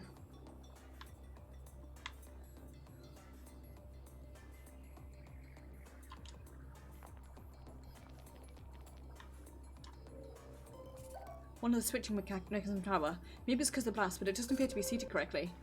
It could have caused a spark or unwanted current, and thus the explosion. Can't really be sure until we find other debris, so please keep an eye out. One of the things that reminds me, too heavily damaging explosion to be of any use to us, reminds me oddly, one of the things that I've always found most terrifying about, specifically, the plane, like, crashes and collisions, is that they,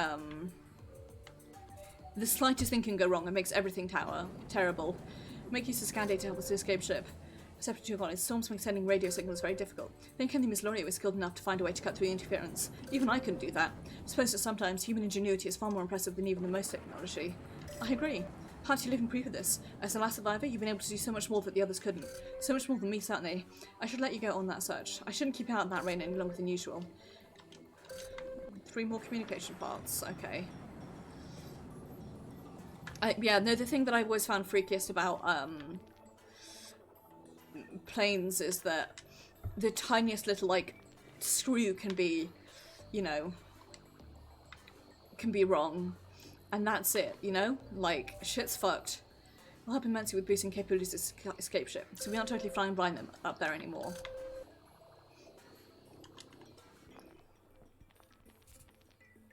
From here, we need to salvage those parts from the tower first. Okay, so we know that's where escape is.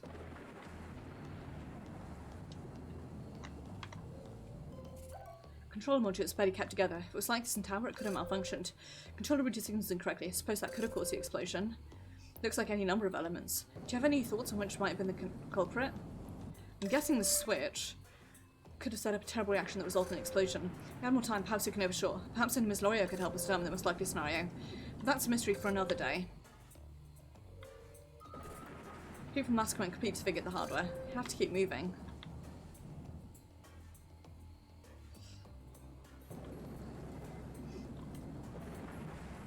Exactly. Like, plane travel as a concept, extremely cool. Realistically terrifies me. let us communicate regardless of language. Even the translations are a bit off sometimes.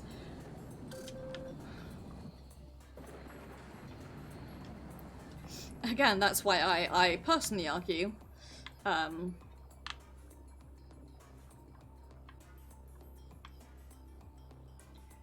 is this the way? This is the way that we came. I wonder if there's...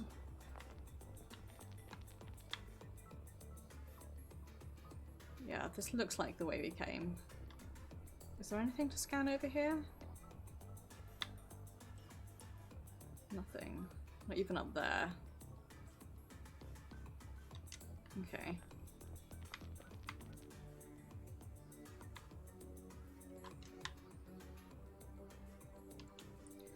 Let's see.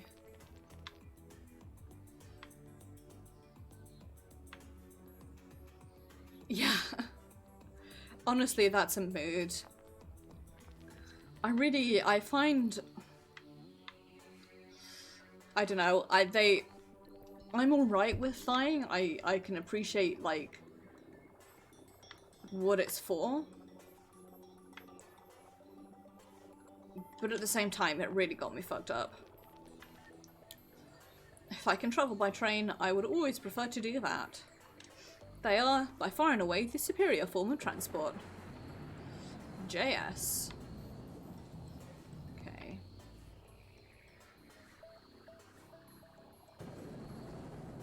Feels like there's something I'm missing. Well, in fact, I know there's something I'm missing. I just feel like I can't find what it is.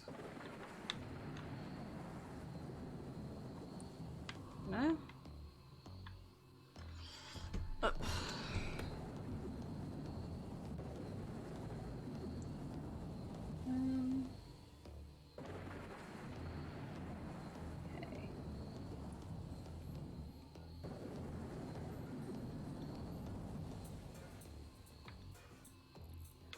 Which one have I got? Dashboard. Top. I'm just making sure I've got everything here.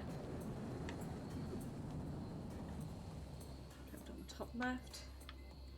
Use controller.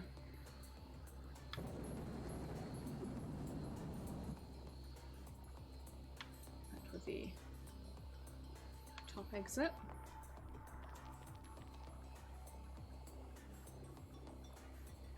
The object in the middle of the crossroads. And receiver. Contract with the lower of the two right ones. Action part.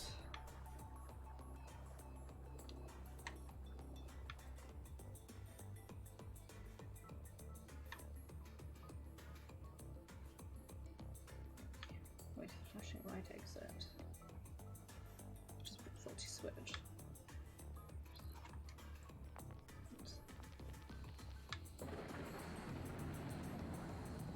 Ah, there is an object here that I could scan, I just didn't see it.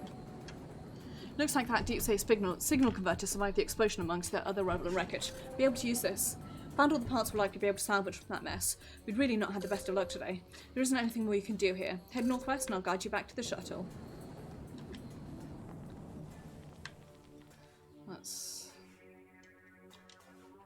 head back over.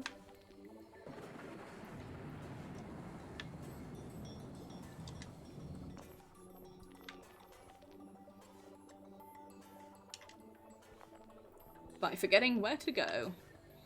You know how it be. You'll eventually end up back at the shuttle. Let's go. We look very cool.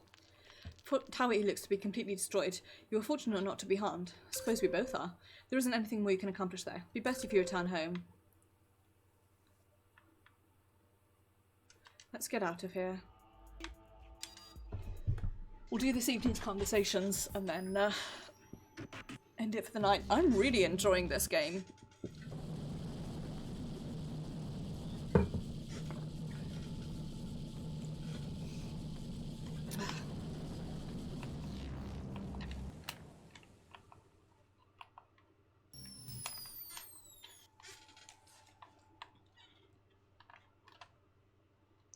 I wish I knew why my controller disconnects so much. I thought it was... You're back again.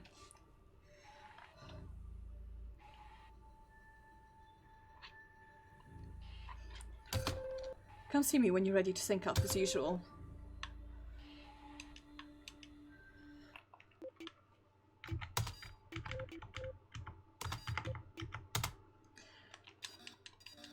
Because what I'm saying is, I thought it was something to do with the controller at first, because the controller I had previously was a second-hand one from my brother, and I thought the issue could just be that the USB port on that was going. But it's the same thing on this, so I wonder either if it's one of the USB ports in my computer. Maybe it's the cable? I'm pretty certain I'm using a new cable, though. Maybe not. Maybe I should buy a new one. Could be the issue, I suppose. We just don't know.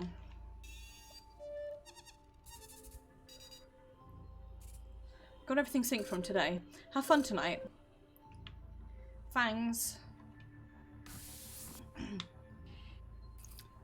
God, my throat is cutting out. Real bad.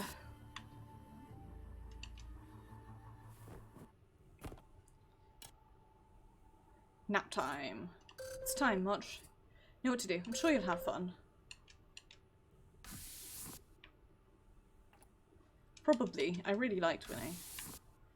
She seemed pretty neat too.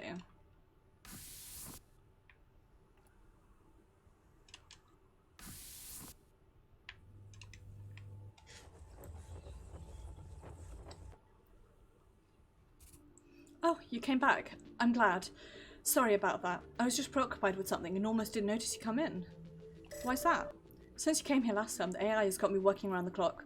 Simulations, projections, all that stuff for your ship.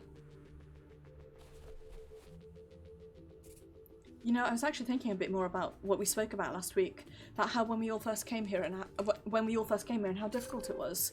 And I just realised I spent all that time talking about myself. I didn't even ask you about it. So what was it like for you when we all arrived here 16 years ago? It was scary. I honestly didn't think you'd say that. I mean, considering everything you're going through right now. I guess I asked because, well, people was hiding their feelings, you know? Everyone wanted to act like they had everything under control. But the head psychologist, Ms. Wusha, you knew she was there for a reason. It wasn't easy for everyone, even when things were running smoothly. Don't remember everything, obviously, but when the rift event hit, that pushed a lot of people over the edge. I think that was the first time I saw the others. Well, I mean, for once I wasn't the only one having a hard time with it all. Makes me wonder if I was better equipped to deal with what happened, you know, because I was kind of off on my own anyway. Till you could find out what happened to me, I guess I can't be sure. I get it. Thanks, Mochi. I believe you do. It's so nice to have you here. Moving on to another topic. There was one thing I wanted to ask you about. Can you guess what it is? Show pages. That's a surprise. So you did find more in my story.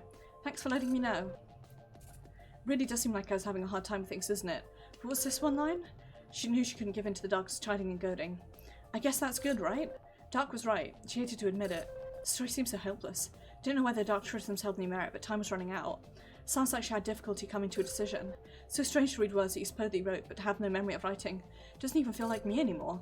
The other me was dealing with the situation, obviously, but I guess I'm dealing with something entirely different now. In a way, we're different now. Just difficult, but thank you for bringing these pages to me. In a way, they're helping me understand what I am a bit better. Since you're here, what else do you think might be interesting to discuss? My scarf. Again with that scarf. That wasn't exactly what I was getting at, but alright, let's talk about your scarf. I don't think I've ever seen other colonists wearing something like that. I mean before, where did you get it? Back home. You packed it when we all came in from Earth. Must have been important to you if you included it in your personal bags. We weren't allowed to bring much. I can see it'd be useful out there. You could wipe condensation off your helmet, patch up your suit with it if you had to, stuff like that. That gives me an idea. You know about the comms tower. The array in that thing really was your best chance sending a signal. But kind of like a scarf, maybe there's a simpler way to do what we need. Something that uses Autotech that I can patch together. Since you're here, what else do you think might be interesting to discuss? The comms tower. You mean Tower E? Well, that wasn't what I was thinking about, but sure, we can talk about that. Tower is much less habitable than the other one. It's like the space between two walls, crammed with equipment and wiring. All necessary stuff, but pretty ugly. You look like I'm saying something stupid. Am I saying something stupid? What's going on with the tower? It's gone. What do you mean gone?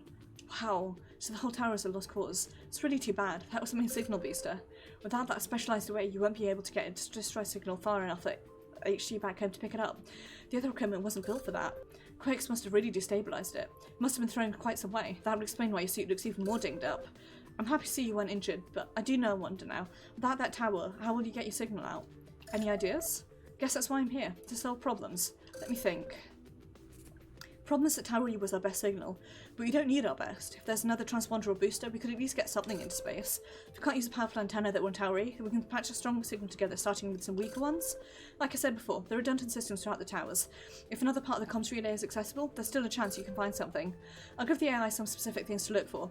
That way, it can guide you, and hopefully you'll find some equipment we can patch together. It helps a lot. I hope so, I really do. These visits, well, they're great, really, but I know you have a job to do. We need to get you home, safely. Seems like our time is up again. The eye probably needs the cycles to keep Colony A functioning and to keep you safe. You know, until you manage to leave. I'm glad we had this spirited discussion, and I am sorry to hear about the tower. Till next time, I better keep working. However, if you find the next part of that story, please scan it so I can see. I know it's a lot to ask, but it really would help. Goodbye for now.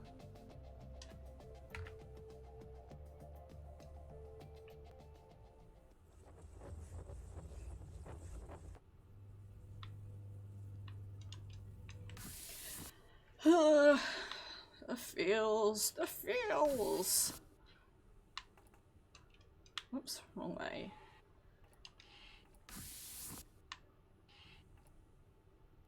Let's head back to bed.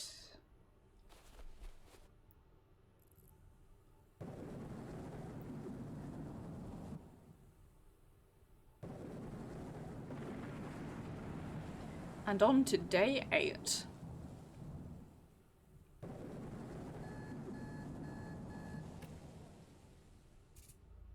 Please just see me right away. We should talk. And on that... I hit the wrong button. Bombshell. We are going to end things off there. I'm sorry for how busy the end screen is. I went a bit ham when I was making it. I'm gonna say thank you very much for watching. Thank you, Pixie. I do hope that you enjoyed. So, yeah, thank you, Pix. Yes, I have a wonderful evening. I do hope that you enjoyed. I will be streaming Higurashi When They Cry, Himatsubushi, I keep getting the name wrong, tomorrow, where we're going to continue investigating the mystery of the missing little boy. Then on Saturday, it'll be more Dishonored 2, where we're going to take down the Duke. Sunday will be Destiny 2, where we'll be continuing our adventures in Shadowkeep. And then next Tuesday will be Final Fantasy XIV, where we are going to adventure under the sea. And then to cap things off, next Wednesday will be another Indie Pride stream, as the name that I've come up with it, where we are going to be playing a game called Heaven Will Be Mine. I am super hyped for this. Heaven Will Be Mine is made by the same people who made We Know the Devil, which is a fantastic game that I played the year before last for Indie Pride 2018. Really, really good. Absolutely recommend it. It's called Worst Girls Games, is the name of the company. And they are also Mamma Machine and ABB, two of the funniest people that I follow on Twitter. So I'm really hyped for Heaven Will Be Mine.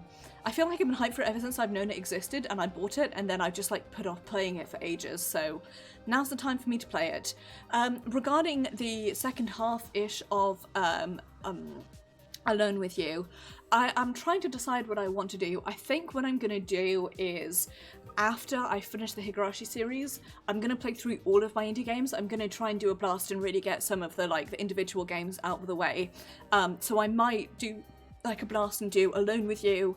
And the week before it, I'll do a rerun of, or maybe like that Wednesday night, I'll do a rerun of this stream as it this is where we are in the story, and then pick up later. And then I might do that for the rest of them. We'll see. We shall see. Anyway, take care everybody, have a wonderful evening, do look after yourselves.